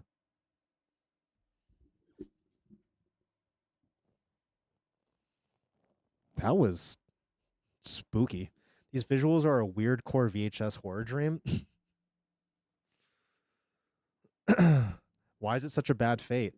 I think it's just because of its appearance was quite terrifying to the person. That's wild. I mean, when I was a kid, sure, I saw things that definitely classify as paranormal. Did you see it? Mara just walked by. But nothing quite like this. As a matter of fact, I think I told this. I can't remember if it was my stream or Maru's stream, but we were talking about like paranormal experiences that we had, and I'll share this story again if it wasn't here. My one and only experience with sleep paralysis was around the age of 12, and for you to really understand the story, I had a stereo that was right below my eye line if I were laying on my bed. It was right in sort of like the middle of the room. And I had a tendency to sleep with my head facing towards the door. So I would basically sleep in my bed like backwards. So I was laying there and I had woken up. And on my stereo, there's like a clock. It usually tells you what time it is, usually. Unless there was like a power outage and then it just resets itself. But I woke up. It was maybe about like 4:30 a.m. And I immediately noticed that I couldn't move. I was just like laying there. I wasn't scared or anything. I just was like, that's so strange. I can't move. And as I'm looking at the time, I can't really seem to just like close my eyes to try to go back to sleep. And as I'm trying to close my eyes, I suddenly feel I can't describe this any other way besides like a hand pushing my shoulder back so I would lay on my back instead of my side, because I was a side sleeper and that's how I could see the clock, right? I feel a hand push me onto my back. I'm looking up at my ceiling, and my ceiling was painted to be like a night sky with like little glow in the dark stars. And all I can see is that. And as I'm looking up, right at the top of my vision, I see what is essentially like, have you ever seen The Lord of the Rings? There's a point in Fellowship of the Ring where Frodo puts on the Ring of Power, and then suddenly the Nazguls that were hunting him down, along with Sam and the rest of the crew, the Nazgul essentially turn from these dark cloaked figures to essentially like these very just shining pale white figures of kings, of deceased kings, right? And it kind of looked like that. This figure standing over me sort of looked like that really bright white, like almost like sunken in skin sort of demon, I guess. And what I felt made it look like a demon was the fact that I could see coming out of its skull, as if it was just bone, coming out like a crown, just ripping through the skin, the very, very paper thin skin. And I want to scream as I see this thing just like lurch over me. And as I'm about to just like unleash the most blood curdling scream, I feel a finger just reach out, just go shh. And then at that moment, my eyes started to get really, really heavy. And I closed my eyes. Then I woke up the next morning. And to this day, I don't think that was a nightmare. It felt way too real. And I understand now as an adult that was just sleep paralysis. But my God, to this day, I still think about that from time to time. Am I ever going to be visited by that apparition again? Will I ever experience sleep paralysis in such a scary manner? I don't know. But maybe, just maybe, that was my guardian angel. No, that was me. I was trying to show you my Halloween costume. Didn't mean to scare you. When I was 12 in Hawaii, in my childhood bedroom, you could have asked.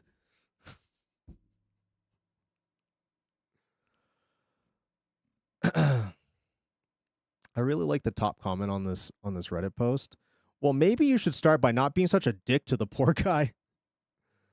Anyway, I asked my guardian to disguise herself as. She advised me not to disclose what. Actually, it's pretty nice. I just wish I could convince her that I didn't need protecting from every woman who seems to show any interest in me. Like, surely, not all of them are going to be mean to me and try to cause me some sort of harm. But maybe she's giving me that look like I'm missing something because I have no goddamn idea what it is to even touch a woman. Your guardian angel's keeping you a virgin? Oh, come on. That was so scary and serious.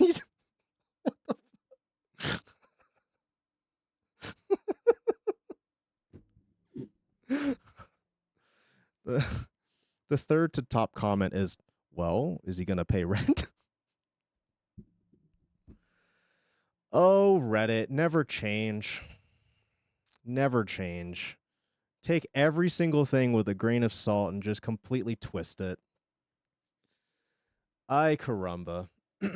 Okay, so what we're going to do now is we're going to switch gears and we're going to watch 8 of the most disturbing things caught on dash cam footage. Now, I don't know if you are safety conscious like me, but every car that I own, with the exception of the Jeep, because I still haven't gone around to doing this, but I prefer to have a dash cam because, listen, I want to get my ass covered if I need to prove that I didn't cause the accident, that I didn't rear end them, that they just ran into me. Like, shit happens. And frankly, like, I want to keep things accountable. So in the time that I've had a dash cam, I've never seen anything particularly creepy. The one and only experience I have with seeing anything rather horrific while driving was when I was ghost hunting with my ex-girlfriend, and we were driving down this really old road up to this this, for lack of a better term, this like stream that had a bridge that completely collapsed underneath it, but people still drive over it. And it happens to be a hotspot for seeing Hawaiian ghosts. So she and I were driving up towards there in the middle of the night, and on the drive there, we saw at the very very far away, like a good 20, maybe 30 yards away. I should also mention that she had night vision goggles. We were driving and she had like these little night vision binocular goggle things that she could see things that, aren't in the human eye light perspective. I don't know what the word is, but like perhaps in the ultraviolet. I'm driving and then all of a sudden she's like, "Whoa, stop." I'm like, "What?" So I stopped in the middle of the road. There's no one there. I have my headlights on. I don't see anything. She's like, "Look."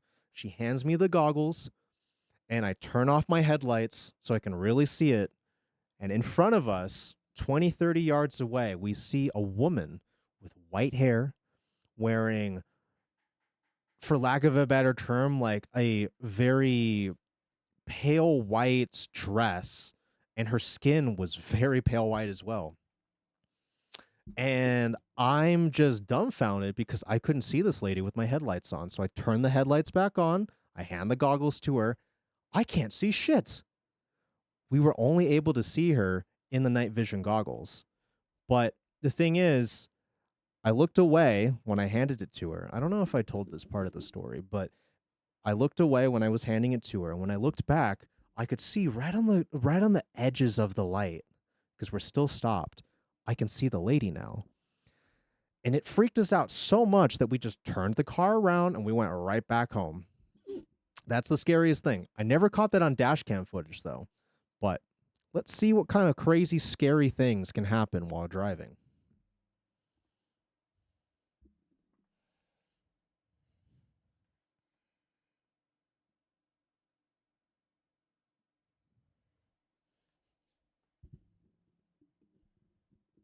Australia.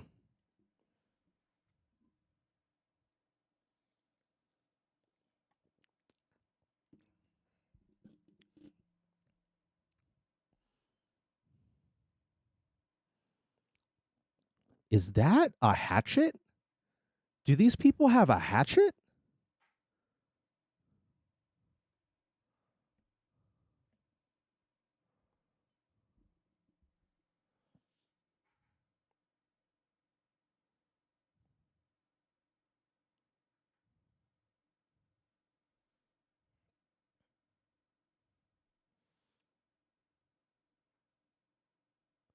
Okay, I'm sorry. If this was me, I'm not stopping. I'm driving around this car. I'm calling, what is it, 311? I don't know what Australian 911 is. 4? I don't know. Dial the police number and be like, hey, man, someone tried to run me off the road with a hatchet. We got to do something about this. I'm not stopping.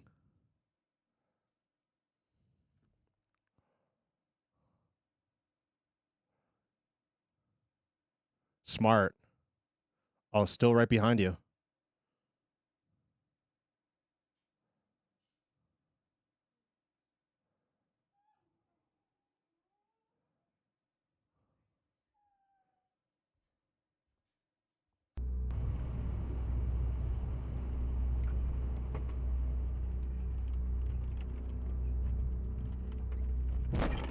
Jesus! Driving, holy bang, call the cops. Yeah. Wait, so when your buddy told you to call the cops, you still didn't call the cops then? Why? Are you scared? It's gonna ram us again, bro. No. Yeah. Oh, keep going. Oh my god! What the hell is happening? Is rear-ended, the second of which causes the attacker to spin out, sending him off the road. This allowed the two guys to get away. They would then drive to the nearest police station, where they would report what had just happened. When police arrived at the scene of the crash, the car was gone. However, a few hours later, they would find the vehicle on the road, and from there, the driver was arrested. Later, the dashcam footage would give the video more context. Apparently, the driver chasing them, for whatever reason, was 100% convinced they had robbed his house the night before. But obviously this wasn't the case. The two guys had never before even seen the man. It was determined that... Okay, if I thought someone robbed me, if I thought someone violated my personal space or personal property in any way, the last thing that would ever cross my mind is to try to find them on the highway and kill them with, or like hit them or stop them with an axe or threaten them with an axe. I don't know. Just like, I feel like you're jumping to conclusions, especially because this wasn't even the guys. And he was under the influence of something. He would be charged with multiple offenses, which put him in prison for 2 years.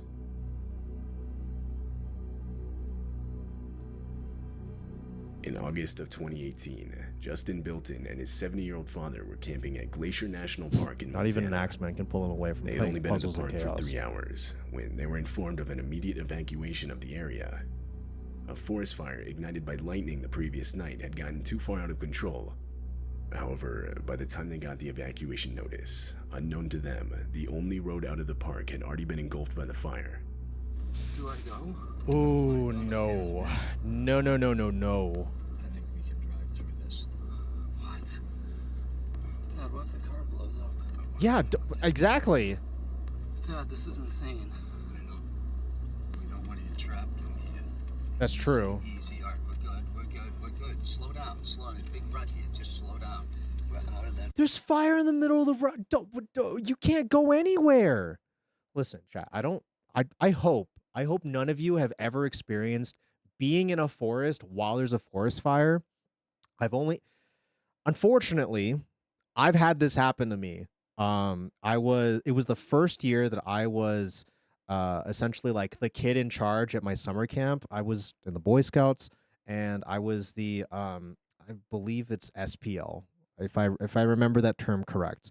It was the senior patrol leader. I was the senior patrol leader for the entire camp.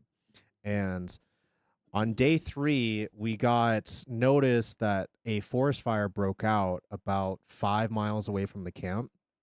So we had to start gearing up to essentially, like, if we had to evacuate, we have to essentially keep it under wraps, but monitor it really closely. Unfortunately, within about 6 hours, the fire had spread and got closer to about like 3 miles away from the camp. So we had to evacuate. And fortunately, I was never this close to the fire, but I'll never forget leaving the mountains, leaving the summer camp, and seeing behind me at this point, it was like 6 or 10 miles away by the time I saw this, because we were going down the mountain, just half the forest just on fire, just black smoke just billowing into the air. Terrifying stuff. Fire. No. This is that RV game? Yeah, pretty much. Yeah, we're good though. What? Easy. Can't see. Just go easy now. Easy. Dad, the car's heating up. It's gonna explode. We're all right. Dad, what if a tree falls on us? I Please, God, help us. You're doing good. Oh my God. Dad, we can't get out. I'm getting out. You can't drive back. We get that out of the road. We get gloves. Oh my Get that out of the road. It's on fire. Dad, we gotta get out of here. Back it up. Let's not forget also, because everything around them's on fire, it's probably like at least 160, maybe 200 degrees outside of this car. A fallen tree is seen directly in the middle of the road, trapping them inside the park. They had nowhere to Oh go my but back, God. so they ended up reversing through everything they had just went through. When they reached their campsite, they abandoned their car and desperately started running towards a nearby lake. By some miracle, there they would find 2 park employees in a boat on the shore of the lake. Justin and his father were rescued and taken to safety, leaving everything but this horrifying footage behind. Oh my God, no. This No, dashcam footage shows the armed robbery of a cab driver. The driver, Ralph Valletta, had just started his shift. This was his first ride of the day. He was stopped at a light, and the rider can be seen in the back slouched down. But abruptly, he sits up and demands Ralph give him everything he has. This is a robbery, man. Hey, give me all your money, man. Man, I don't. Give me everything you got. Give me that now. All right. I need it now. All right. We can make this the easy way, or we can make this the hard way, man. Everything I got, man. Keep your hand where I can see him. I just started. What else you got? I just started. Let me see your wallet. Let me see your. I don't have anything in my wallet. We can do this the hard way, or we can do this the easy way, man. Let me see your wallet and let me see your phone. I need it all right now. If you don't want to die, man. Okay. Give it all to me now. Okay. Unbeknownst to the rider, a police cruiser was stopped at the same light directly behind them. At some point during the robbery, the light to the lane they were in had turned green, and seeing that they weren't moving, the officer put on his lights and got out to investigate. Don't have anything in my wallet. I don't carry your wallet and your phone. I need your wallet. No, please don't give me your phone. I need that for my. There's a cop behind us. There's a cop behind us.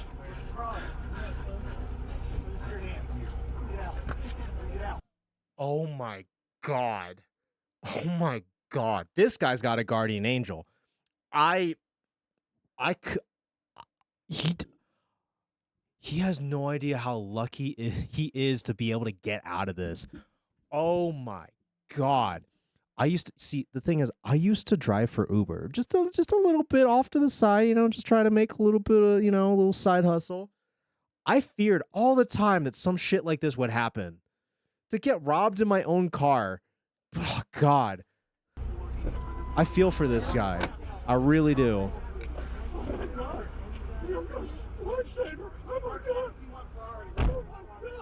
Almost immediately, the officer would realize that a robbery was taking place. So in response, he would order the rider out of the car, where he would then be detained. The rider was arrested and later charged with multiple offenses. My only question is, why would you feel so emboldened to just do this in broad daylight? You know, I mean, desperate times call for desperate measures, I suppose, but I don't know what would compel you to just do this in the middle of the day. Not saying that you should do this ever, but if you were to, do it when it's dark. In April of 2021, a man named Mitch Kuhn was driving on the highway back from work when he saw this. A child. Dude, oh my God, I've seen this video before. Okay, if I remember correctly, this was a highway somewhere in Australia, and what we just saw across the screen Was driving on the highway back from work when that right there is a child just walking across the highway, and this is miles away from civilization. he saw this. A child that looks to be wearing a large jacket, or that's possibly wrapped in a blanket, begins walking out in the middle of the highway, just barely missing Mitch's truck. Mitch was towing a trailer, and felt that if he abruptly stopped, it would cause an accident. So instead, he opted to call the police, reporting an unattended child walking on the highway. Police assured Mitch that they'd send out patrol units immediately. An hour later, Mitch called again for a follow-up, as well as to offer the footage he had caught on his dash cam. But he was told that it wouldn't be necessary, as the child had been collected safely and was on its way home. Okay. However, strangely, police would later state that no child was found, despite officers searching the area until 3:45 a.m. Then why did the police say that they found and retrieved the child? Why would they say that to him? Or to the driver? I'm just They assuming. would claim that at no point did they tell Mitch that they had found the child. The next morning, multiple volunteers commenced a search of the area, but no child was ever found, and therefore the search eventually ended. At the time the footage was captured, there were no reports of a missing child in the area. It remains unknown who exactly was captured in this video. I'll be honest, I can barely make out that that's even a child to begin with. I'll be so real.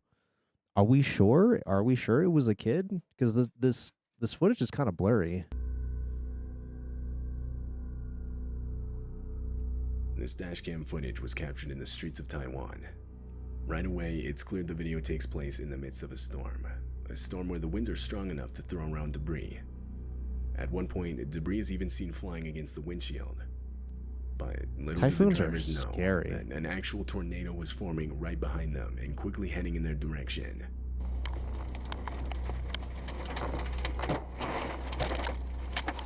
Oh,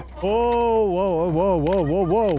The dashcam footage captures the exact moment the tornado went directly Especially through the them. giant babies inside. It was them. even strong enough to lift vehicles off. Okay, I'm speaking to specifically Sharky. When the Typhoon Devil's face finally is revealed, Maru moves in close to me and it's like, why do they have to make it a baby? Off the ground, which can Why actually is be it gotta seen be in a the white van baby? that pulls out onto the road. The wheels of the vehicle leave the ground, and it begins to get full-on dragged by the tornado, seemingly disappearing. Where did this But woman come once the tornado from? passes, Did she it can be seen fly out of the much further down car? the road, wedged in between two trees. More concerning, however, is the person that gets thrown by the tornado on the right side of the road. Unfortunately, this woman would suffer major injuries and would be taken to the hospital. Ooh. The storm would go on to produce further damage in the form of 50 inches of rain that would cause multiple deadly landslides. 50 inches. That's a lot This of video inches. was taken in Russia. It shows the dashcam footage of a man driving down a desolate and long stretch of dirt road. Then, up ahead is a car parked in such a way so as to block traffic. Two men with baseball bats. Yeah, begin no, walking no, up no, to the no, no, driver, no. And that's when it becomes clear that this is a robbery, and the parked car was an intentional makeshift roadblock. The driver tries to escape, but the two men get in the way and do their best to prevent. Dog, what do? You got it. You just lead boot to the floor. You just hit that fucking pedal and you just drive. Who cares if you hit the other car? Who cares if you hit this guy? It's over. They tried to rob us. They tried to rob you.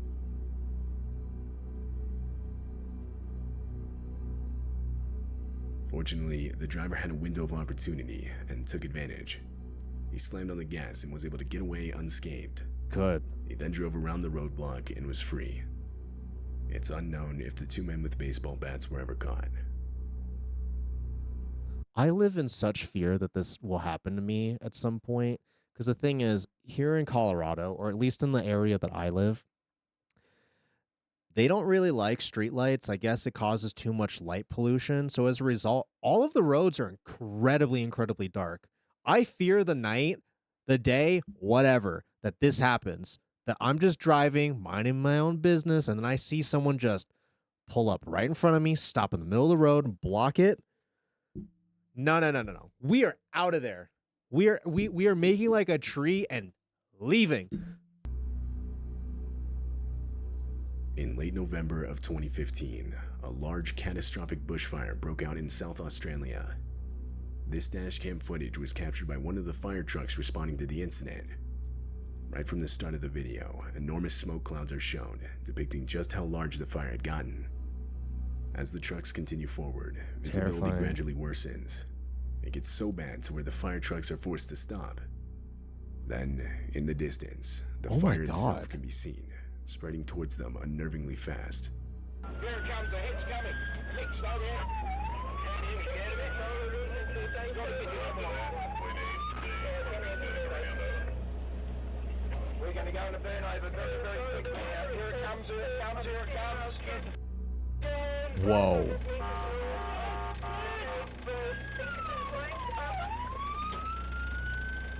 Burn over, Scotty, burn over.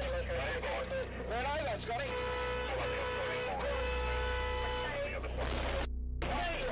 Jesus Christ. A miscommunication between the two All of that happened within 30 seconds. Oh my God. trucks resulted in a collision. The truck in the front was attempting to back up out of the fire, while the truck with the dashcam was entering what's known as a burnover. A burnover is a fire truck protection protocol where the truck stays in place and the crew deploys Velcro blankets to protect themselves from the heat. Water is sprayed outside of the vehicle to keep it from catching on fire, and in the inside, breathing masks are used by the crew. During this protocol, however, the crew from the truck in the front can be heard desperately explaining how they didn't have water for a burnover, or rather their truck's sprinkler system wasn't working properly.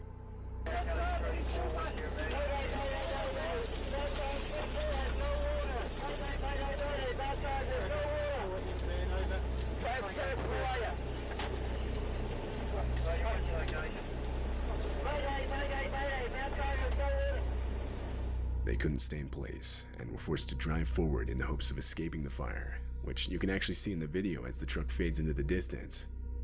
Fortunately, this move would end up saving their lives. They would make it to the other side of the fire, and everyone inside the truck, as well as the one with the dash cam, would make it out with minimal injuries. Oh, thank God.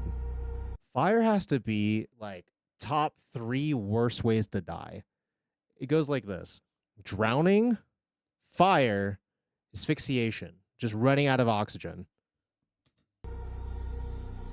Funny enough, actually, both of the first Footage two was captured way back in literally 2012. take away all your oxygen. It takes so. place near an airport in Moscow, Russia. The airport is right next to a highway, and on December 29th, this dashcam footage would capture the disturbing moments a plane missed the runway and crash landed just on the right side of the highway.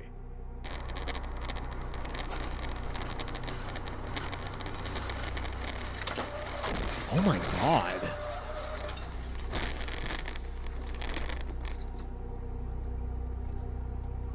It turns out the plane had mistakenly overshot the runway because of bad weather conditions, so when it landed it didn't have enough room to brake.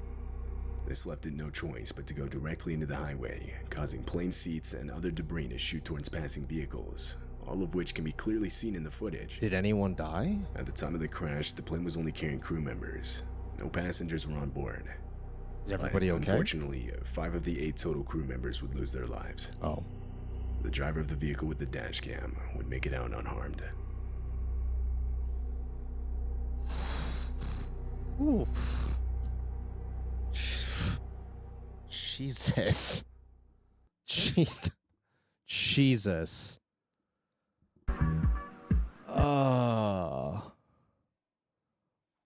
I hope myself, and I hope none of you ever have to experience any of that, or anything even close to that. That is absolutely terrifying, brother. Absolutely terrifying. All right.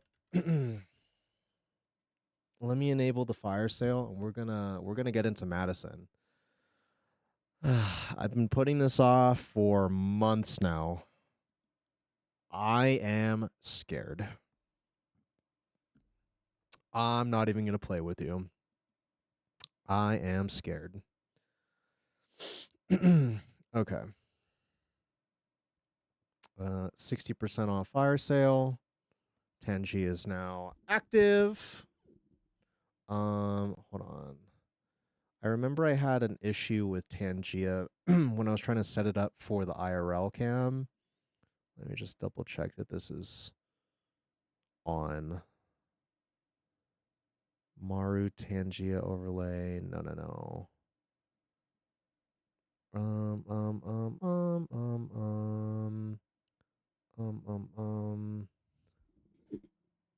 There it is. Okay. Okay. Let's switch gears. TTS is still 15. Well, actually, it should be less now with the fire sale. Let me close that up and launch Madison. Again, I remind you, scientifically speaking, the scariest horror game ever put to Steam. Or perhaps even period. All right. If you are photosensitive, perhaps this isn't the game for you.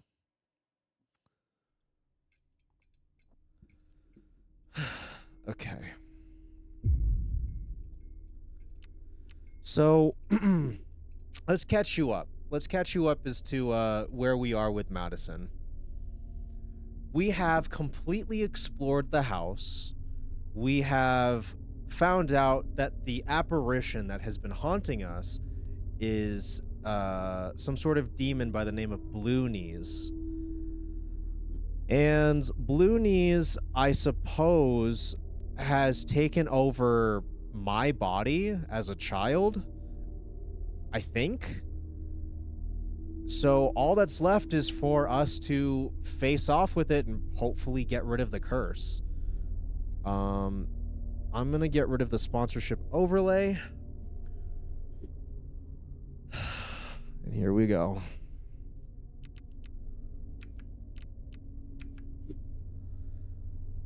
So we found an old child's bedroom. And from what Maru has told me about this section of the game,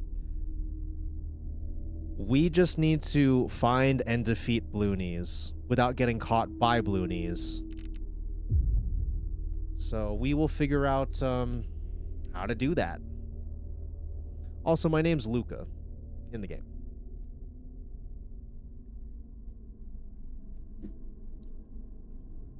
Frame struggling.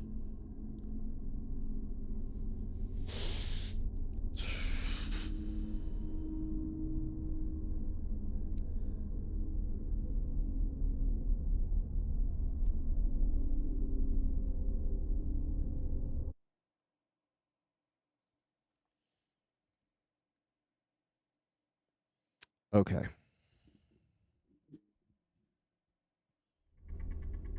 Let's do this shit.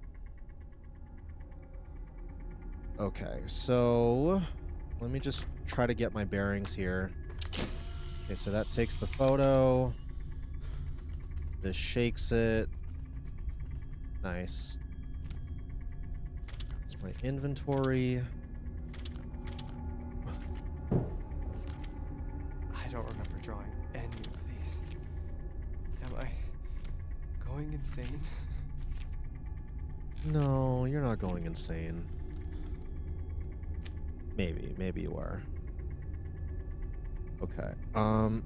I think we just go down the hole. The room has changed. Oh, wait, no, no. We already came out of the hole. That's right. What is this? Loonies. There's nothing on the other side. I'm getting goosebumps already. Oh. Before I forget, let me put myself in the Madison category. Before I forget. Madison.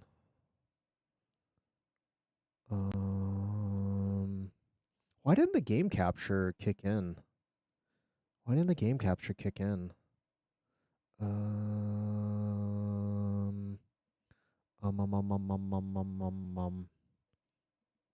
Oh, that's why.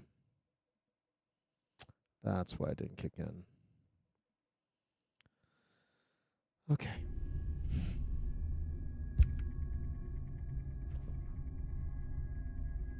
Hi, my name is Johnny. I know this is impossible, but I think Dad wrote this. Dad wrote that?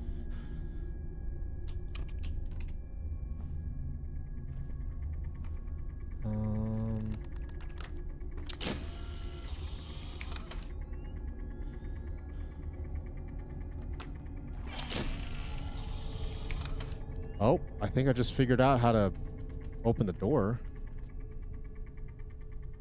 Wait, does this spell something? No.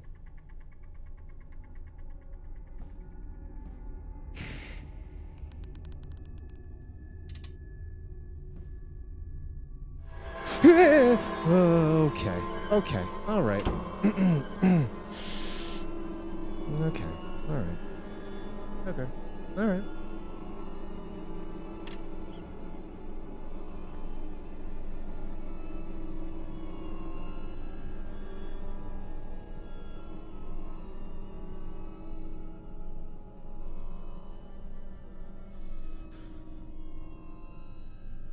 I'm not sure if I'm supposed to go that direction or go this way.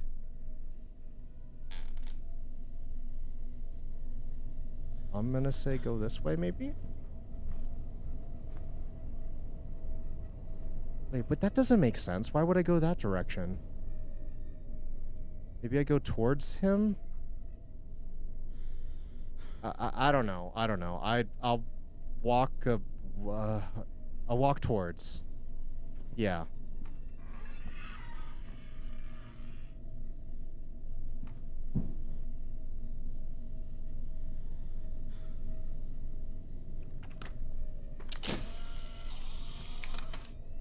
It says Bloonies and blocks.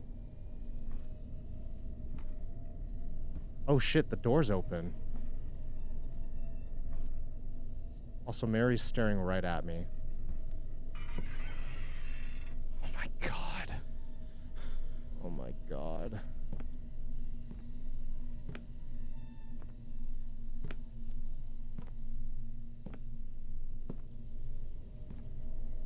I'm sorry in advance. I'm probably going to be screaming. Feels like a maze.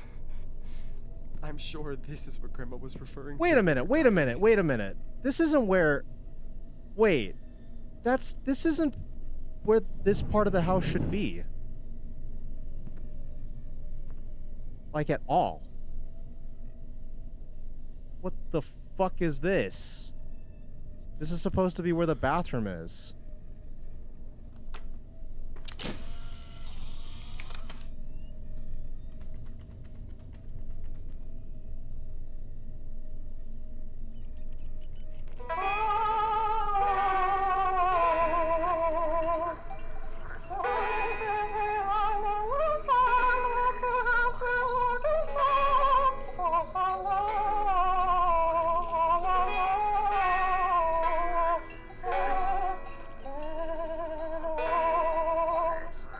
Where he belongs.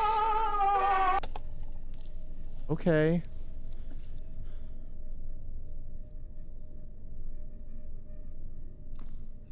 Wait, what the hell is that? It's blue.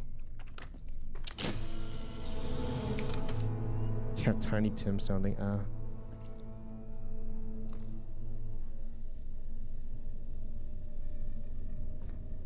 Yeah, the basement's supposed to be down there.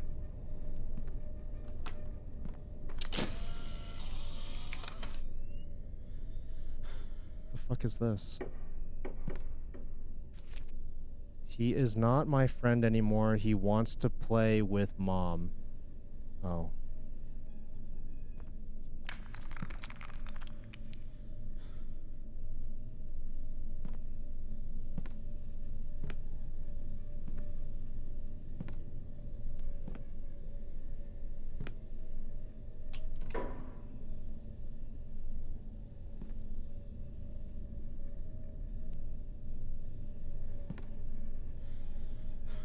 I'm scared.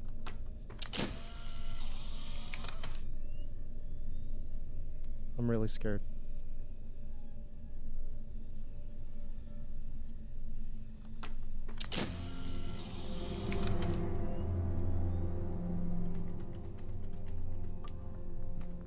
Should I go this way?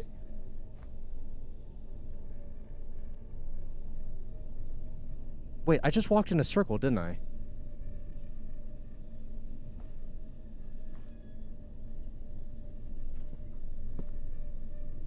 Yeah, I just walked in a circle. Wait. Can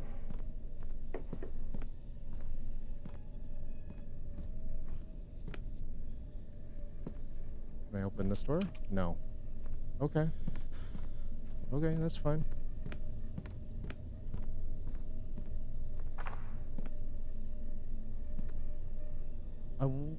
I'm inclined to go this direction.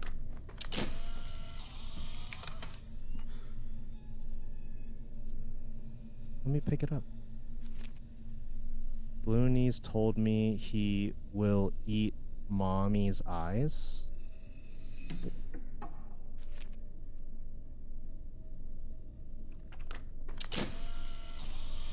Oh, it's so fucking dark.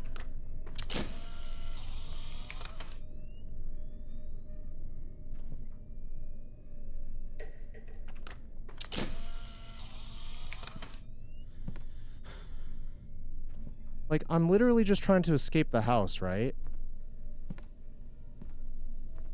Because if so, then I think I'm on the right direction, going the right direction. I don't think any of this is gonna help me.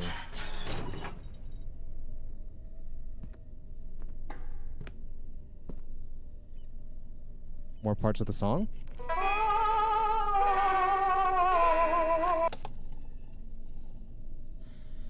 Hello?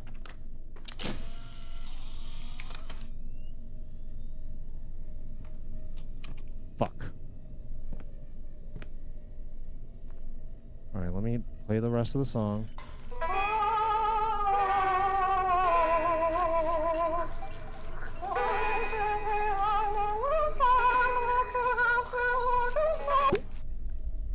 Oh, it stopped. Hello? Hello?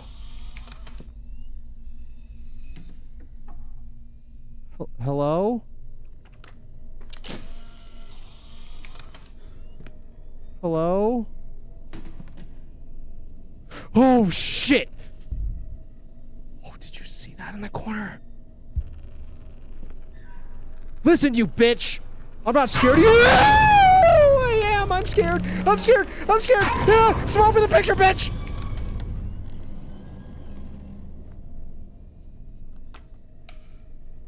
Hello?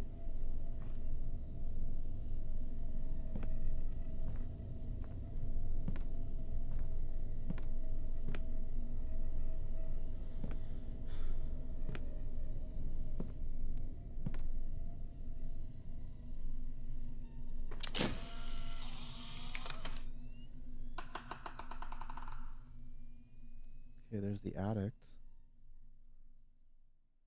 I hate it. I hate it when it gets completely silent. Do you know how fucked up that is? Silence is scary.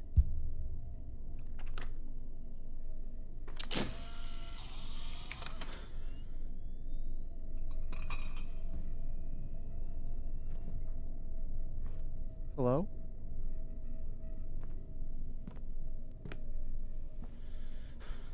Mara, can you just tell me, is playing the records helping at all? Like, is it helpful? Do I have to do that, or can I just keep wandering around? Like, does me playing the track make him want to eat me or something?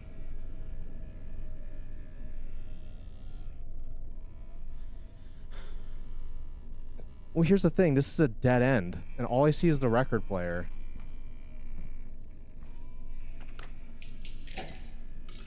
Oh, don't like that. Play it? Okay.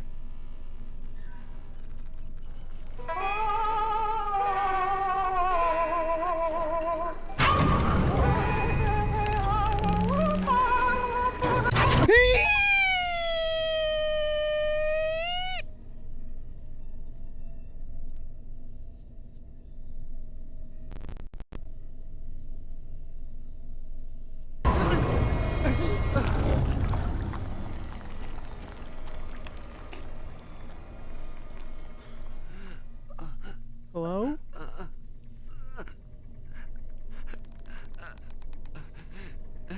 Okay.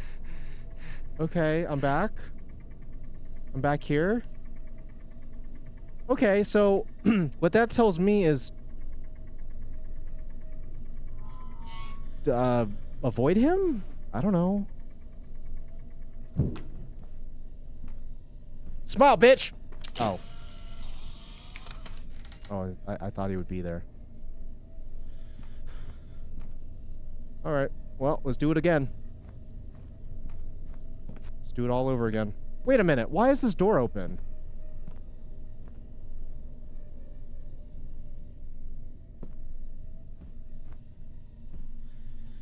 Was this door open the first time? I don't remember this door being open.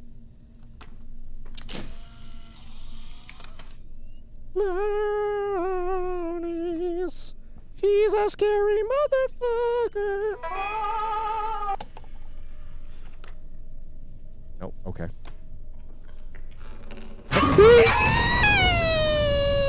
Get a picture taken of you, bitch! Okay.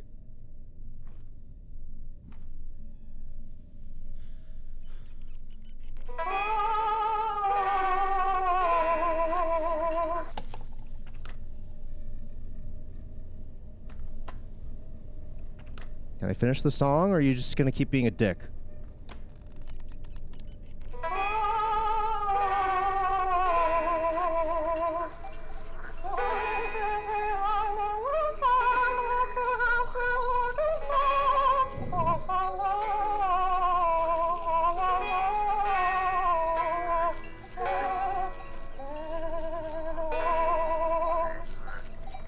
Okay.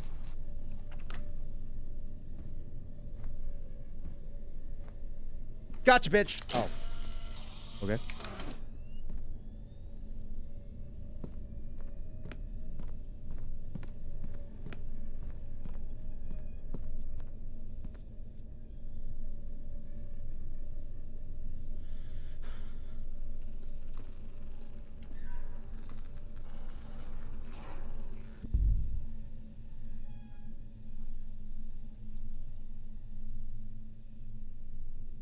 Am I just need to know, am I doing the right thing by playing the records, or like...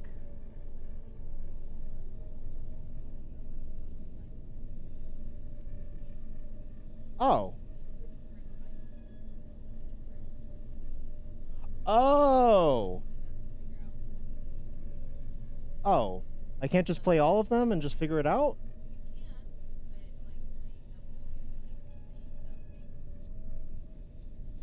Okay. Okay. Okay, so like I am on the right track by trying to do this.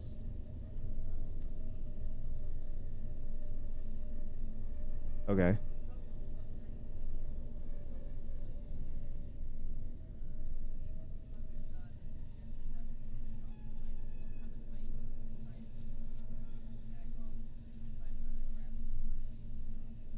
Okay. Oh, all the way at the very beginning of this maze. Oh my god. So I have to pay attention to where I am and how it's repeated. Oh my god. Okay. Okay, so what Maru just told me is I am doing the right thing by playing the gramophones, because ultimately, she reminded me that we're looking for his eyeballs, which is why he has blue knees, because he'd be crawling and not sucking dick, but he'd be looking around looking for his eyeballs. So we're looking for his eyes before he does. The only way we can find them is by playing these gramophones. It takes about 30 seconds. Then on top of that, I need to dispel him from running into the room by taking a photo. And if I play too much of the song and I don't take a photo of him, then he grabs me and he rips my esophagus open or whatever happened. Okay, so on top of that, once we find the eyeballs, we have to run all the way back to Dad's room, which is at the very beginning of this maze. So I have to keep... I have to be mindful! Bitch, I'm talking here. I need to be mindful that I know where I am in this maze. But the thing is, these gramophones also spawn him too.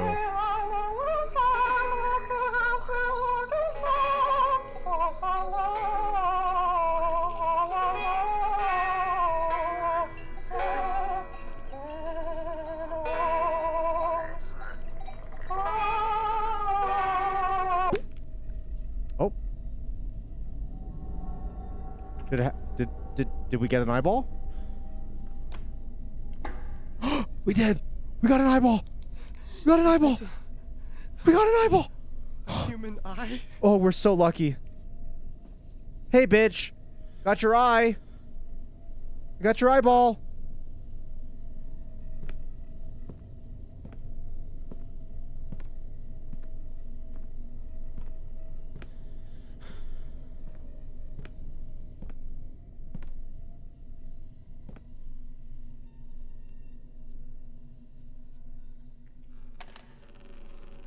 Don't like that.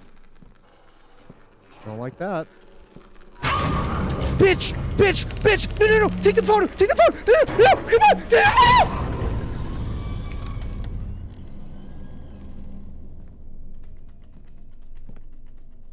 I mean,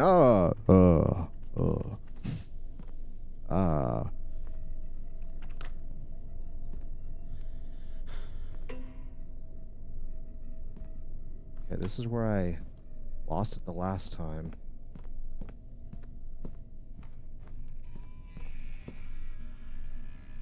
You bitch.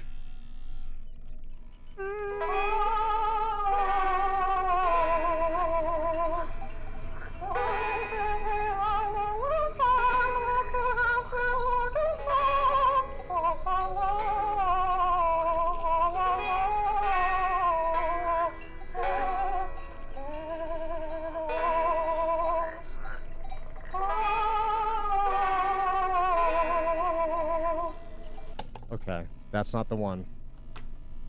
That's not the one we're looking for. We got one eyeball.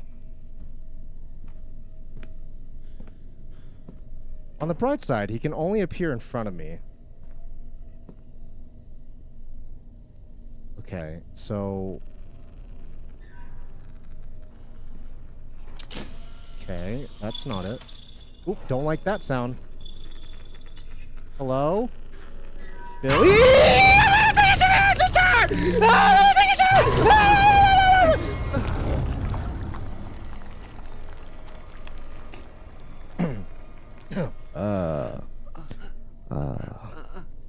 Fuck.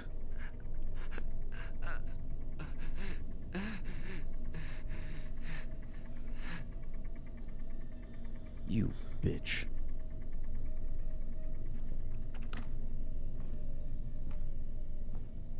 Okay, you know what? We've gone that direction many times before. Let's go this way instead.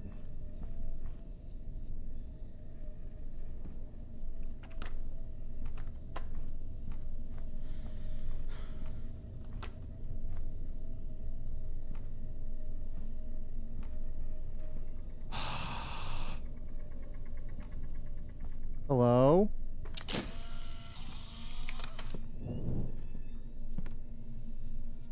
I don't like that that looks like a body.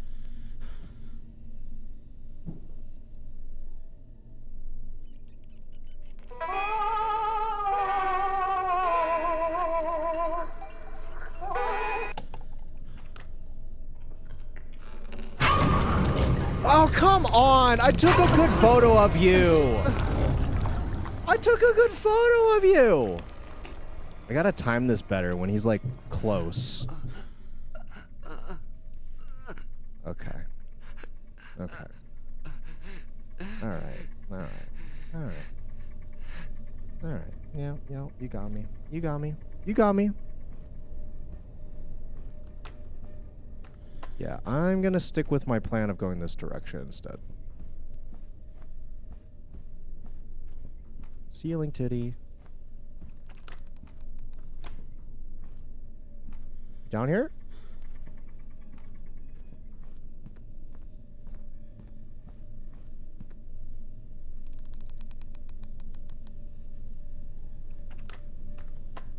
Okay. Wait till he's like right in front.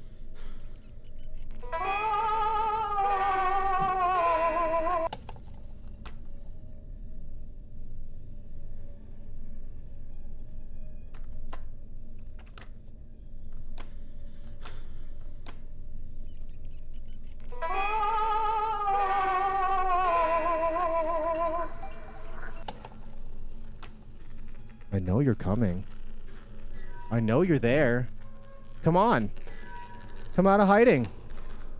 Come on. Come on. Get up close. Come on. Yeah, that's right, bitch.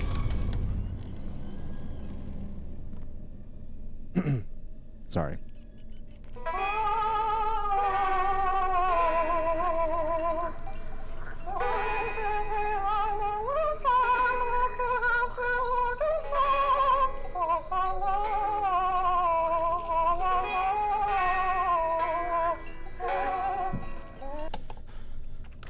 Damn it. Damn it.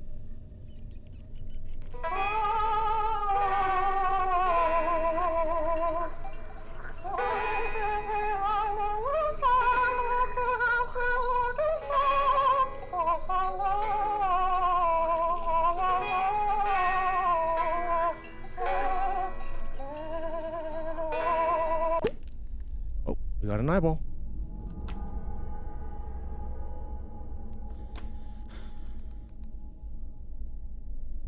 Why can't I pick it up? I see it. It's right there. What the fuck?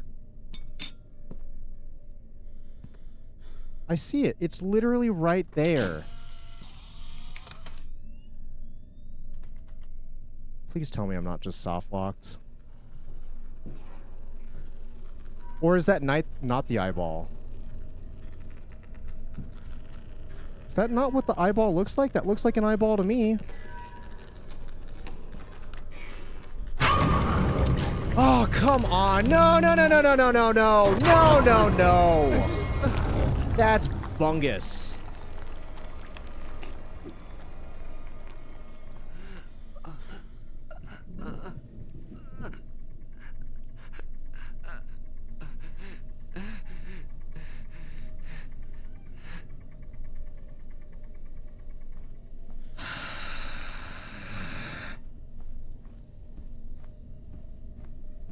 I know it's gonna spawn in a different place, but regardless. We'll go down this direction. Ooh, look, toilet. Oh, this is really, really too close for comfort. I'll have like all of like maybe 10 seconds. Less than. If he's like right in the doorway.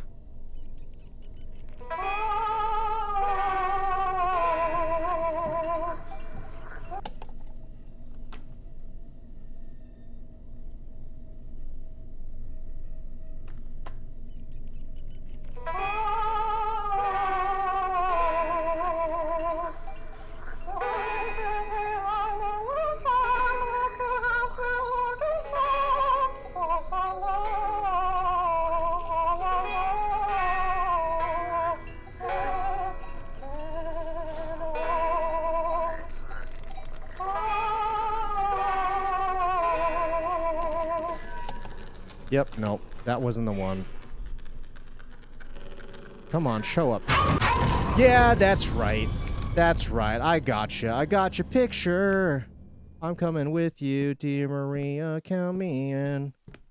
Where's another gramophone when I need it right now? Ooh, look.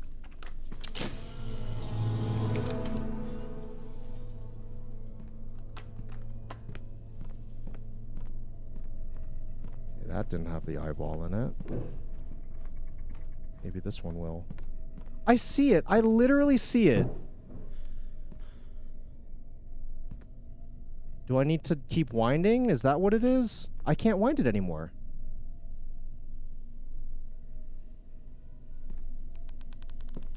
I don't understand. Can I not pick this up? This is the eyeball, isn't it? Hmm.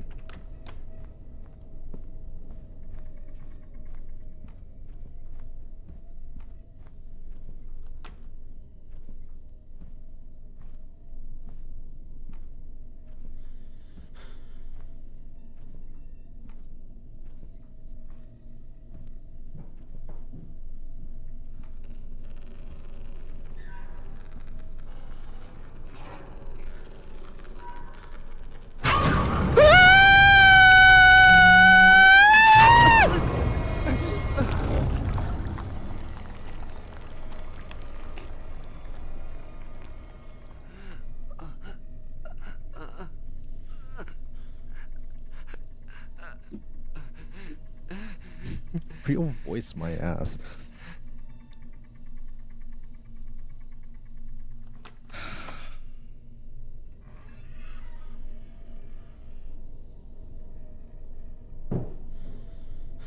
Well,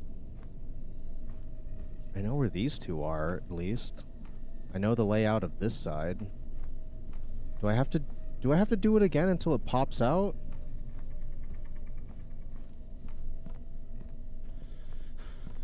Okay, that's not it. Yeah, can I not interact with the ones that I previously interacted with? No, I can interact with this one.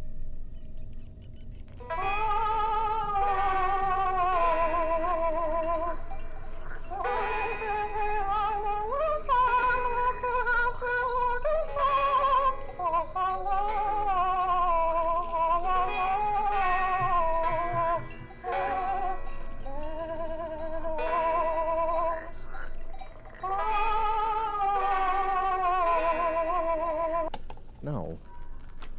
That ain't it. It's gonna show up. I can hear him slithering around, skittering around. I literally hear you. Just come out. Come on! Get a better trick.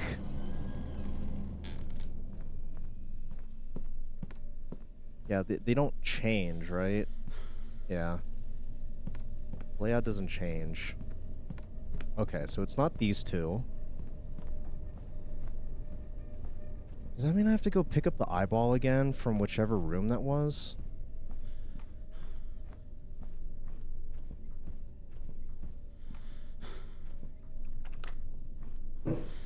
Alright, come on. Show up. I know you want to.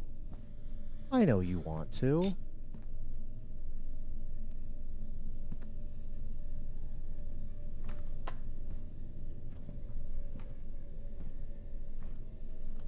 Okay, let me just... He comes in and I go, wah! He comes in and I go, wah! Okay.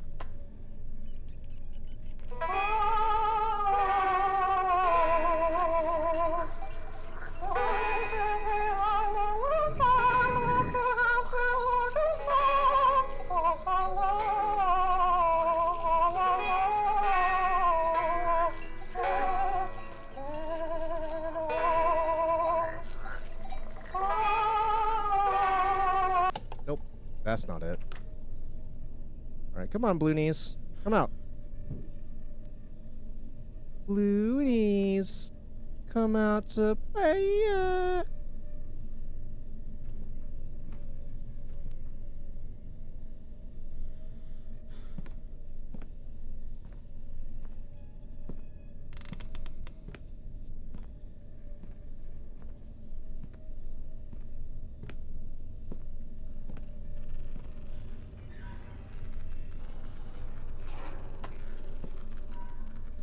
I hear you skittering.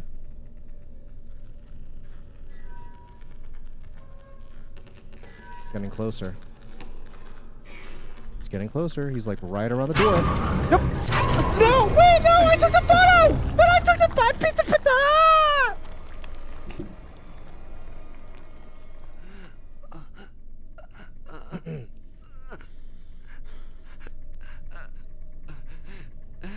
Okay, so it's not the two around the corner. It's not the one that's immediately in Dad's office over here.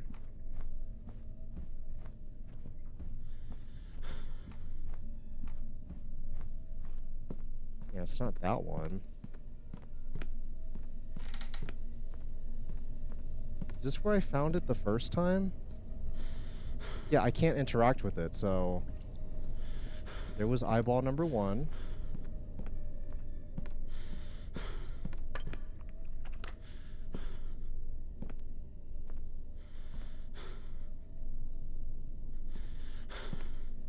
Okay.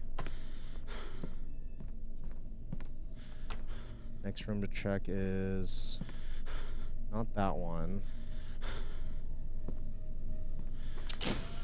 Wait, what the fuck? Oh, I hate that.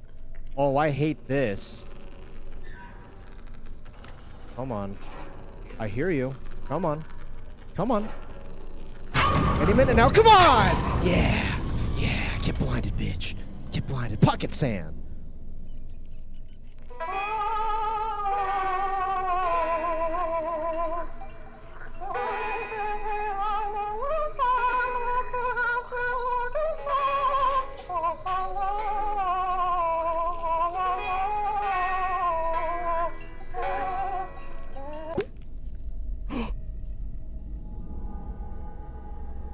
Pick it up. Come on.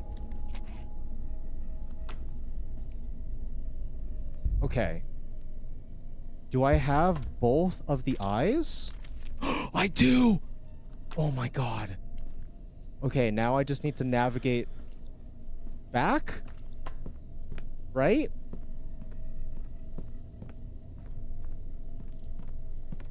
If you'll let me.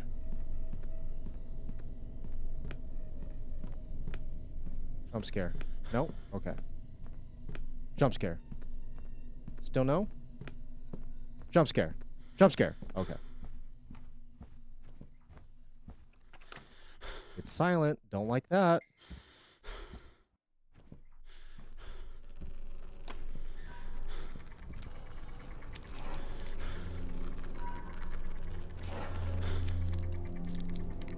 So Okay. Grandma wasn't sick at all. Okay. This Did I do it? is what really killed her. Did I do it? Hello? Oh, don't like that. Hello? Oh no. Oh fuck.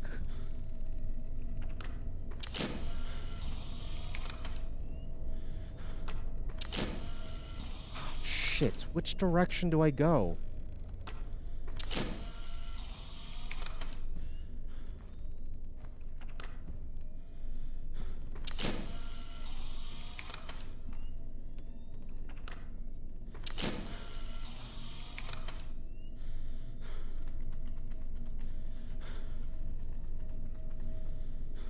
No, that's just the corner.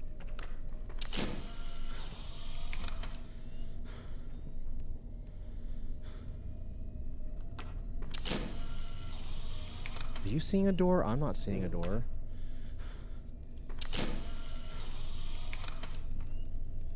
I don't want to just wander aimlessly into the dark.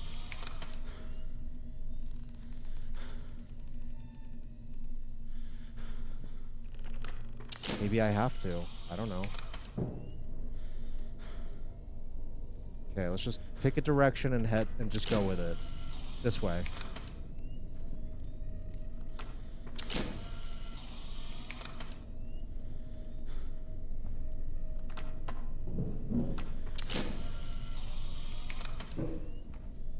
I can't wander too far away from the dark. Like, it's literally not letting me. Am I missing something here? Oh! Yep. Hello? Hello? Hello? Stop playing this song, I hate it!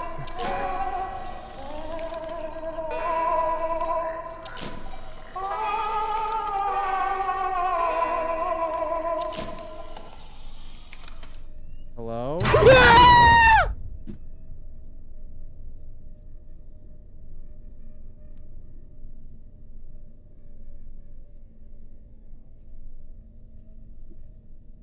You're such a bitch.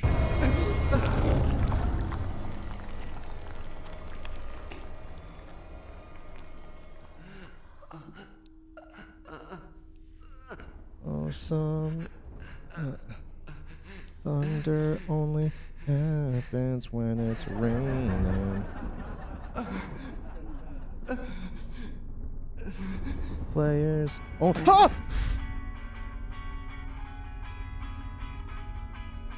Ah, fuck.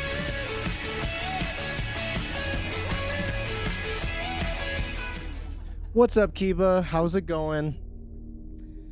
We are in the midst of getting shit put into our pants. I'm big gay. Big 13, let's go. Let's go. Let's go. 3 scares within 2 minutes. That's a record. We are in the middle of finishing Madison. I've been screaming a lot. Tangia is 60% off right now. You can scare me with that. Oh, and you can also... I'm not gonna tell you the other ways you could scare me, but if you want to, I'm sure you could get creative. You don't necessarily have to spend any biddies. Where we are right now, we have found Blue Knees' eyes, and I think we're just trying to escape the house. So, welcome. Welcome, Kiba and friends. Here, since I'm not gonna have you shout yourself out. Since I'm not gonna have you shout yourself out, let me do that. And I think Maru is cleaning up her tank right now. Shouts out to Kiba. Go follow Kiba. He's a friend of the stream. He's a friend of the me. Great guy. Wears flannels. Pretty cool. Oh God. Am I really injured? Oh God. In order to save the bird. Oh, don't like that. I've already done that one. I can't use the camera right now? But that's my only defense. That's my only defense. That's me. Can I help you? Can I help you? Yes, yes, hello?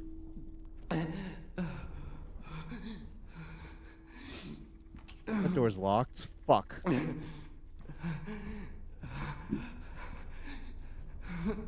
I don't like that I can't use my camera. It was my only defense against this blue fuck.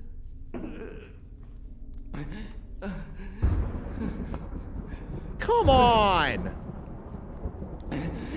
Come on!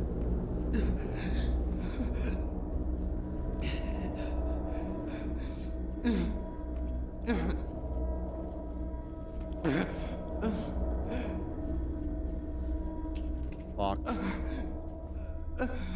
Grandma? Billy? I'm gonna get naked, take a shower. Grandma, why are you walking away from me? Grandma, do you not love me?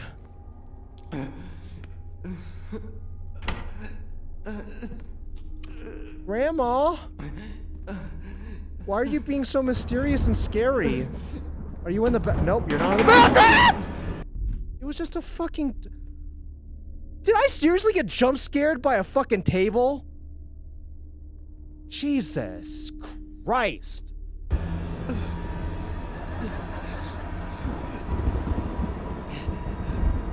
Grandma? Nope. Grandma, are you in your room? Nope. Okay. Grandma? Grandma? Hello? Grandma? Grandma, I can't see you. Where are you?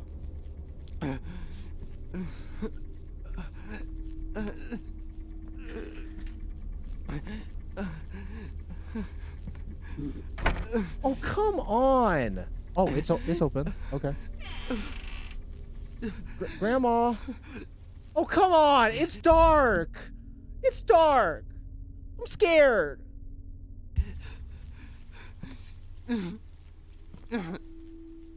Grandma? Grandma?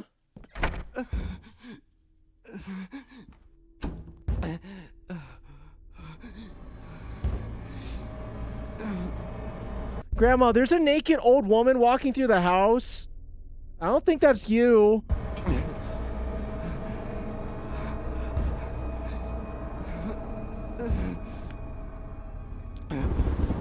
Grandma?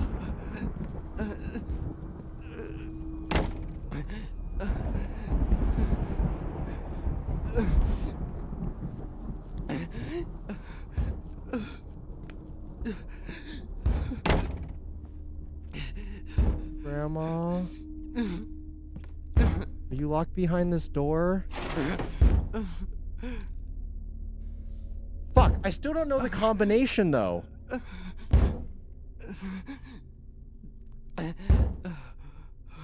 I still don't know what the combination is.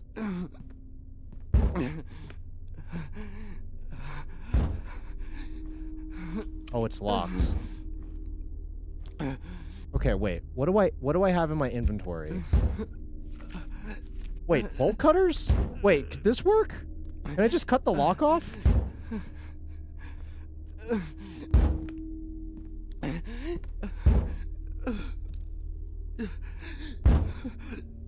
No. No. One? Oh, fuck. There's numbers written fucking everywhere. Oh, wait. Hold on. Oh, I still can't use the camera. That's right. Damn it. I don't know what the combination could be, though. I was given no indication. And obviously it's not something just scribbled on the side, right?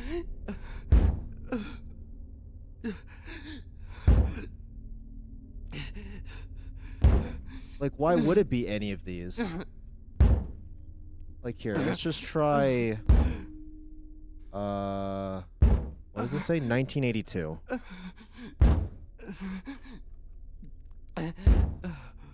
1982. Nope. Definitely not that.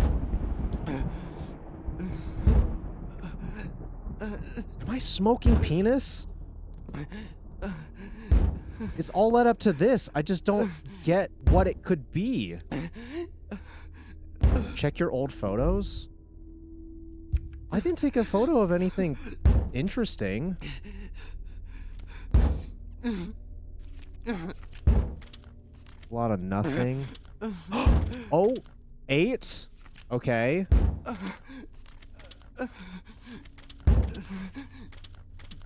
8?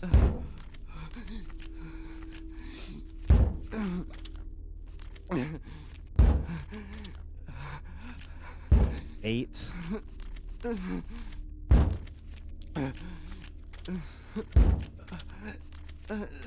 Shut up for a second. I'm trying to look. It's a lot of eyeballs. 2, 8, 2, 0, 6, 6028. 6028. 6028.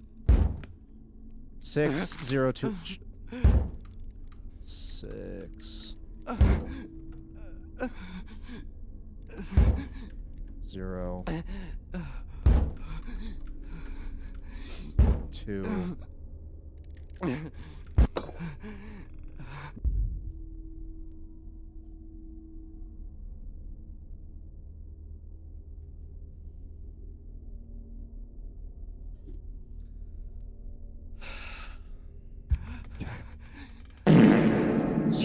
Stop.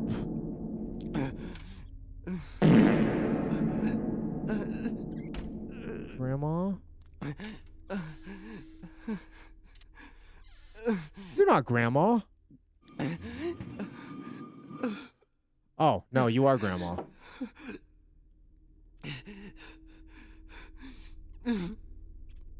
Oh, okay.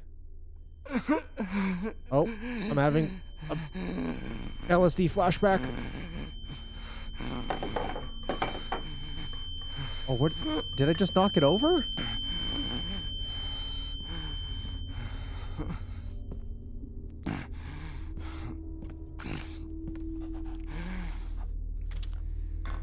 Dad's head, the hanged son.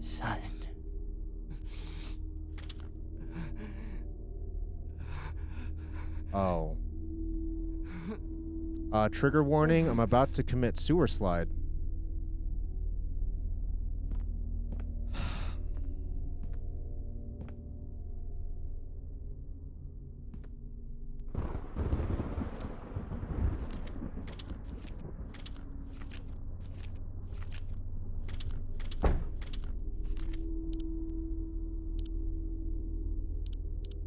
I can't even look at the notebook anymore. What the fuck am I supposed... Take a pic with the camera? Oh yeah, no, I still can't. I can't use it.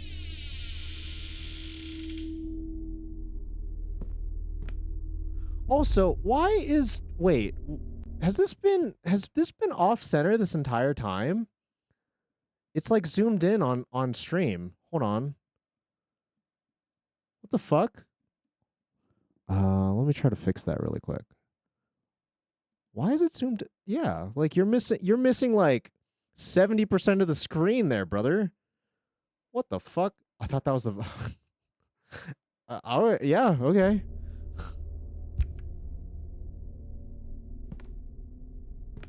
I don't know what I can put there because I dropped her urn.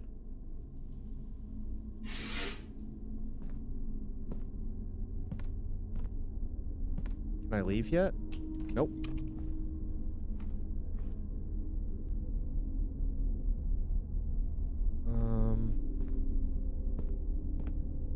I don't have anything to put there. Yeah. What do you want me... Mary, what do you want me to do? The answer has to be somewhere in this room. I dropped her urn, but I can't pick it back up.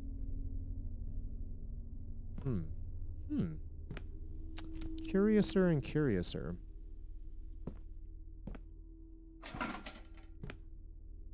It's tipped over. Human skull.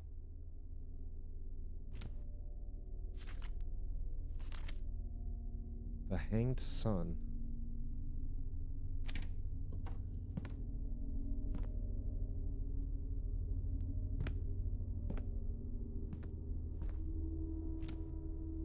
Offer it the camera? But it's my only piece of safety. But it's my only piece of safety.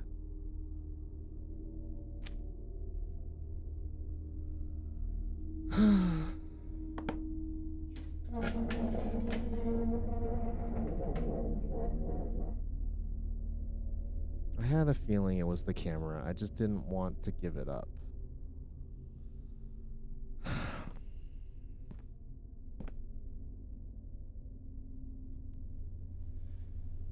Trigger warning. I'm about to hang myself.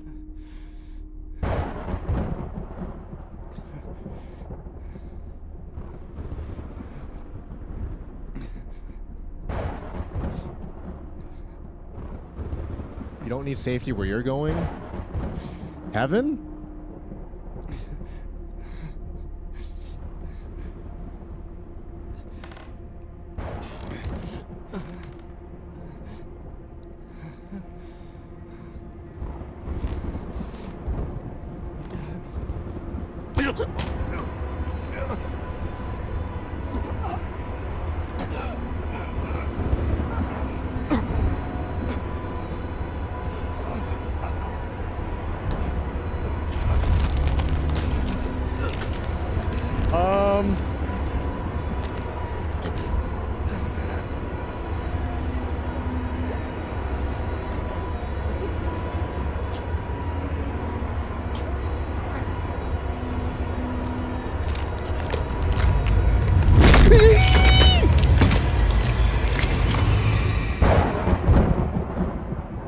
That is so fucked up, Sharky.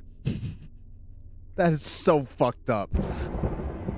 POV Robin Williams, am I right?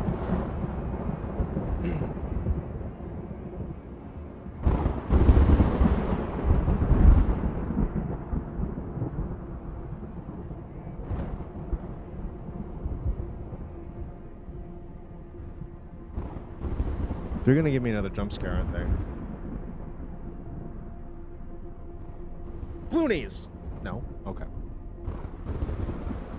Blue knees.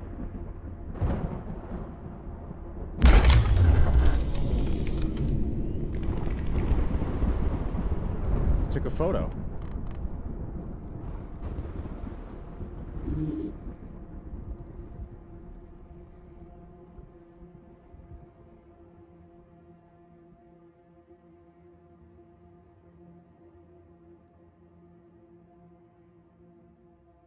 Jump scare.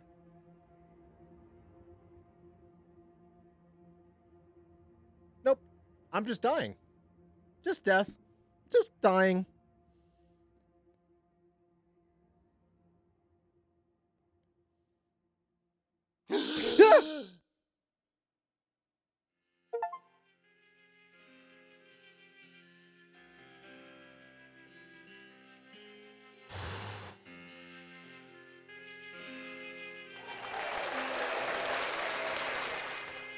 I'm so happy it's over. Whew.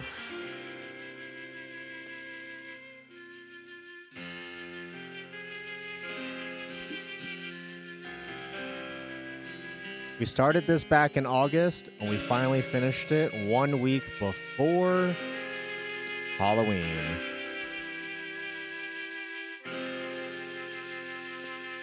Oh my god. So the whole point was to kill ourselves? I missed all of the other streams of this. Okay, so for one, there's a playlist in the on the archive. I have all of the gameplay up until this point in a playlist on the archive channel, so you can catch up that way. But basically, to kind of sum up what this game was, essentially, our grandmother went crazy, and our mother ended up killing a bunch of people to appease this demon that was in the house. But as it turns out, the demon basically was existing inside of my body, their son, but also haunting the house in general. I don't quite understand that. And we came back to the house to basically like make peace with everything. And then we just got haunted. Absolutely haunted. I think that's the gist of what got us to this point. And then we kept finding all these clues, basically trying to tell us what the demon actually was, what was grandma seeing, what possessed mom to kill all those people. And in the end, I guess we were just supposed to kill ourselves because the demon inhabits our bodies. If I'm understanding that correctly, because Blue Knees is inside of my body, the only way to stop all of this from happening is to kill myself, because otherwise he's going to possess me again, and then I'm going to kill more people, just like my mom did. That's what I understand about this. When we first started playing it during the subathon, we found out that this is, scientifically speaking, the scariest game ever made. And I can see why. It fucks with me both in jump scares, in its ambiance, and what it's doing to my goddamn psyche. So I'm happy that it's finally over. Apparently, they're working on a DLC. I don't know if I ever want to play that. Not only because horror games aren't really my thing, but I also like having clean pants. So yeah, I don't think I'm gonna want to play the DLC. I don't think so. But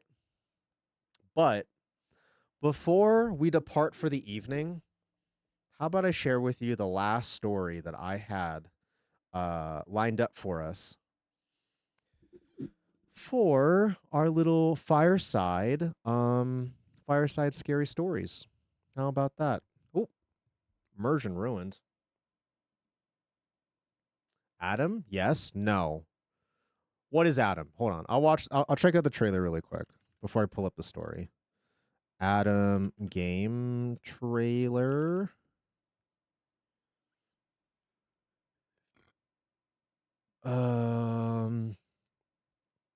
Shark Dentist, Project Tall. I don't know which one this is. I don't know what I'm looking for here. I don't really know what I'm looking for here, Mario.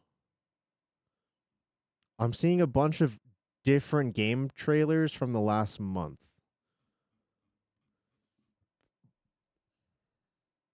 It's in our library. Okay. When you say our library, you mean your library. Adam Lost Memories? Is that what you're referring to? Adam Lost Memories? Okay, show me the minute-long trailer. Unmute, turn this on, pause that.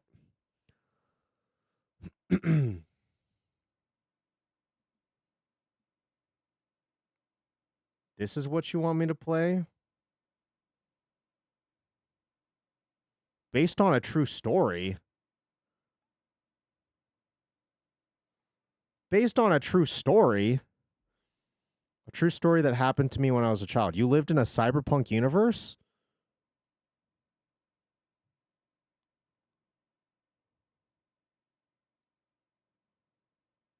Oh, it's an allegory for child abuse.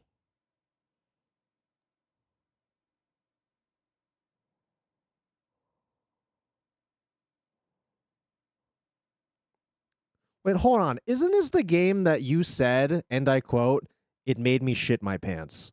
And that's not a small feat for you.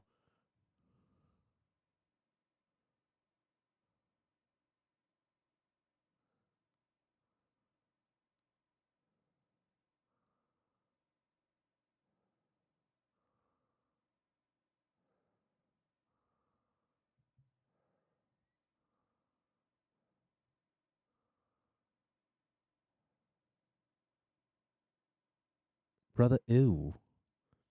Brother, ew. Brother, ew. Ew. All right. Anyway, let me pull up the story. One last scary story before we hit the road, chat. One last scary story before we hit the road, chat. Oh, did I close out of it? Is that why? Oh, yeah. Here, it's in my history. It's so good, though. I'll take your word for it. I'll take your word for it. Okay.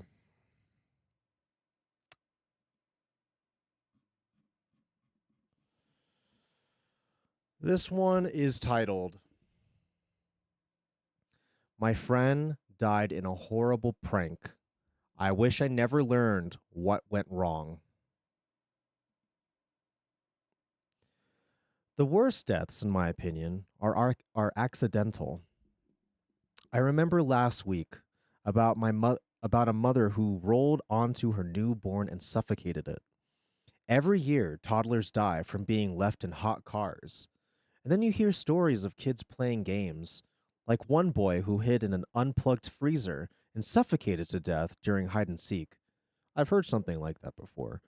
Can you imagine?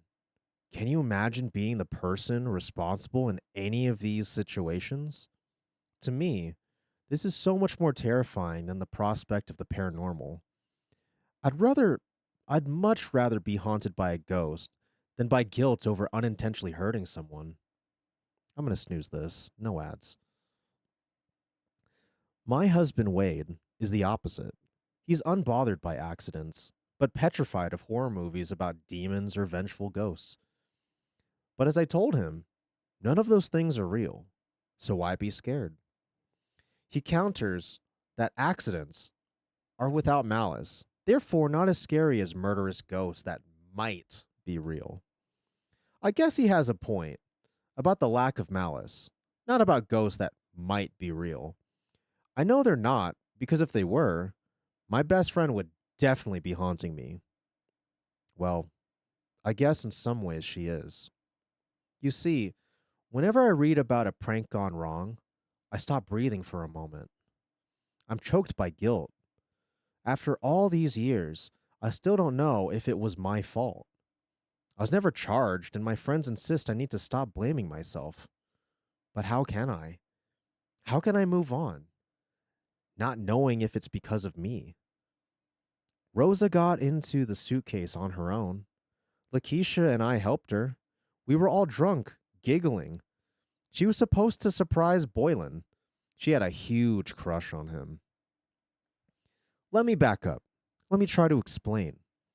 We were at a party.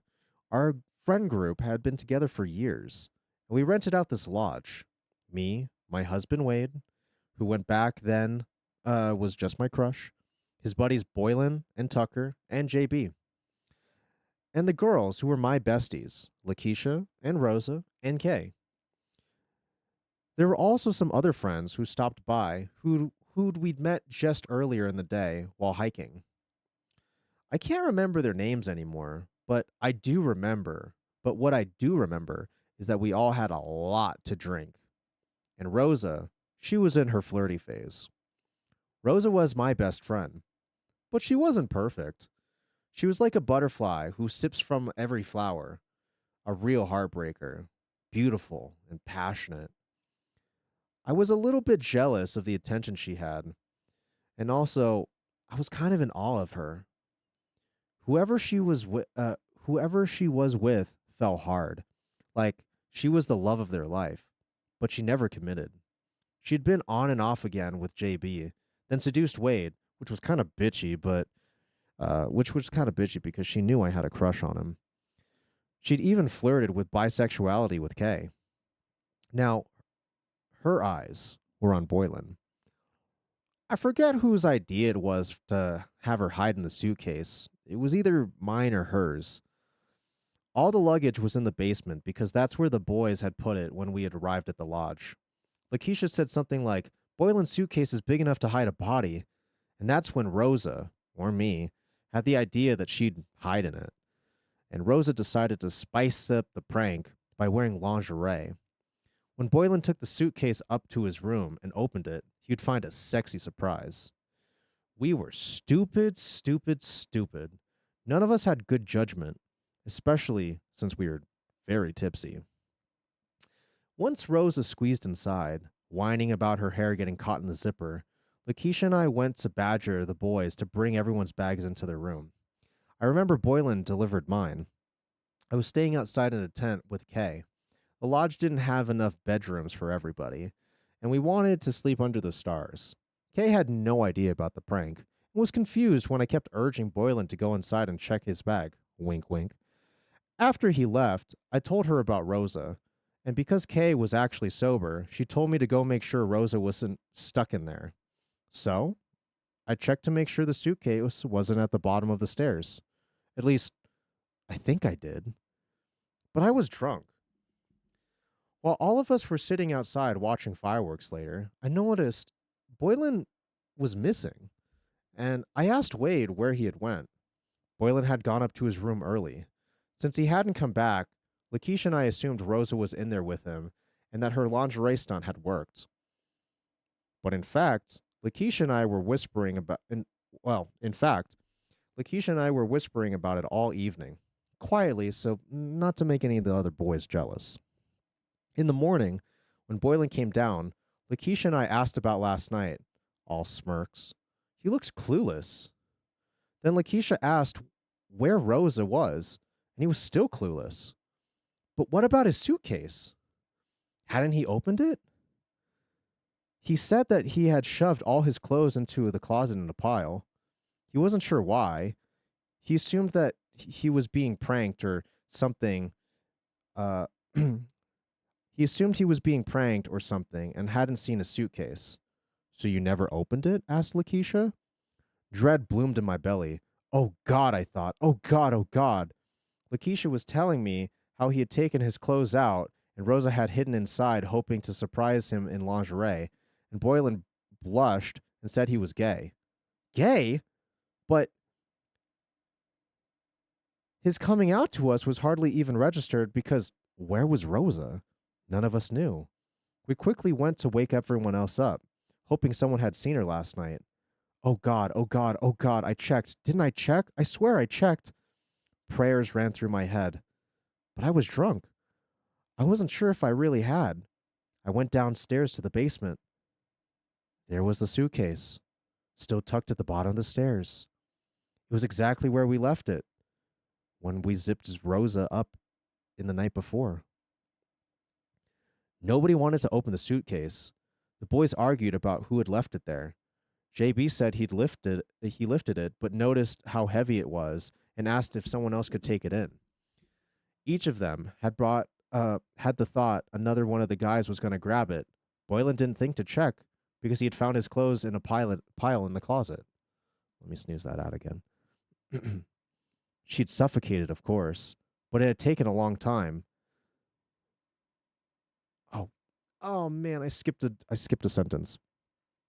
I'm ashamed to say, I went outside when Lakeisha reached for the zipper. Wade came out and joined me. He told me dead bodies, gore, and things like that scared him. While the others checked the contents of the suitcase, Wade and I sat outside. As we heard the gasps and whispers of, oh God, his fingers gripped mine tightly, and I put my head in his hands and sobbed. She'd suffocated, of course, but it had taken a long time. The police wondered why none of us had heard her gasping for help, but Kay sheepishly told them about the fireworks. A prank gone wrong, authorities ruled.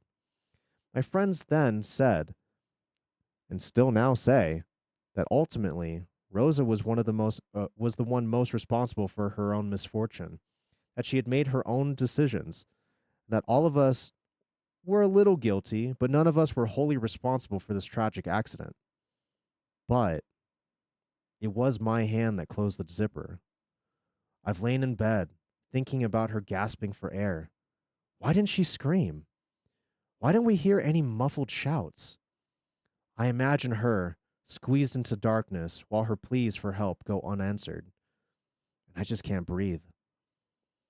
But the real reason I'm writing this is because of this morning. I saw a story in the news about a woman in her underwear found strangled on the beach. My husband switched away from the reporting, and when I asked why, he looked surprised and said that it might trigger me, that he thought it would trigger me. Why, I asked. It wasn't a prank. I thought it would remind you of Rosa, you know, the lingerie. I suppose the aspect was similar, but to be honest, that part of the tragedy had never stuck out with me very much.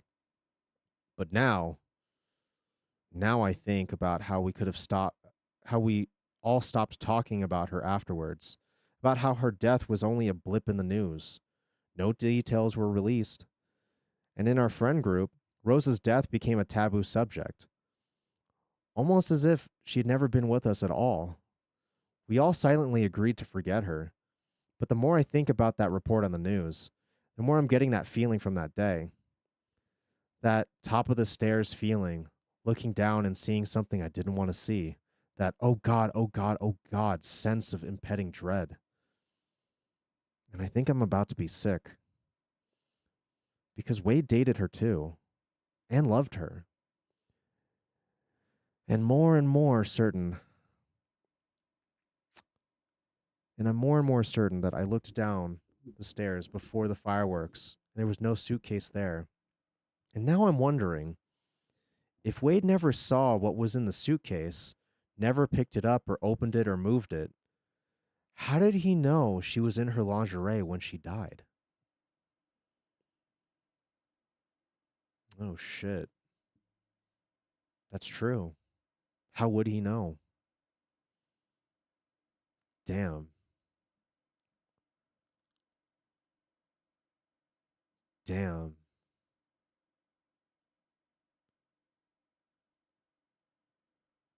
I don't like that the top comment here is just a reassurance of... I'll just read it verbatim. Don't worry. She probably died within 40 to 60 minutes of being inside the suitcase. And probably even faster. How is that reassuring at all? But you gotta wonder, what does Wade have to do with this? Did he see the bag? Did he open it? Did he know about the lingerie before anyone else did? By seeing the body? We may never know. We may never know. Well, chat, I hope you had a fantastic night. I hope you had fun, because I know I certainly did. It was spooky. It was weird. And it was fun. Maybe assurance that it was quick. Maybe. I hope you had fun, because I know I certainly did. It was a hoot, a holler, a goof, gaff, laugh, riot, and even a chuckle. Quite suspect. Quite suspect. Now, if you want to go back and you want to see our journey to finishing Madison, this VOD should be up on the archive channel sometime in the morning tomorrow. Why are we playing this? Why are we playing this? The VOD should be available sometime in the morning tomorrow. And then, of course, you can watch the entire Scarathon leading up to the very end of Madison, which we finished tonight. I shall be back again on Tuesday on Maru's channel for Together Tuesday. I believe that we're going to be finishing up Lego Voyagers, which will be fun, not very spooky, which is probably for the better. Otherwise, I shall see you again on Wednesday for our midday stream or for our field trip, our final scary field trip of the month. And then, and here's the best part, for the entirety of November, we're still going to be looking at horror films, but probably not as specifically horror. I want to keep the spooky season going and keep Mariah Carey in the frozen block of ice that she stays in for as long as possible. So the ad's about to start playing. So I will see you very, very soon. I hope you have a great night. I hope you have a great day wherever it is that you are. And I'll see you later, all right? Good night. Bye, chat. Have a good night. Have a good day. Bye-bye. Bye-bye.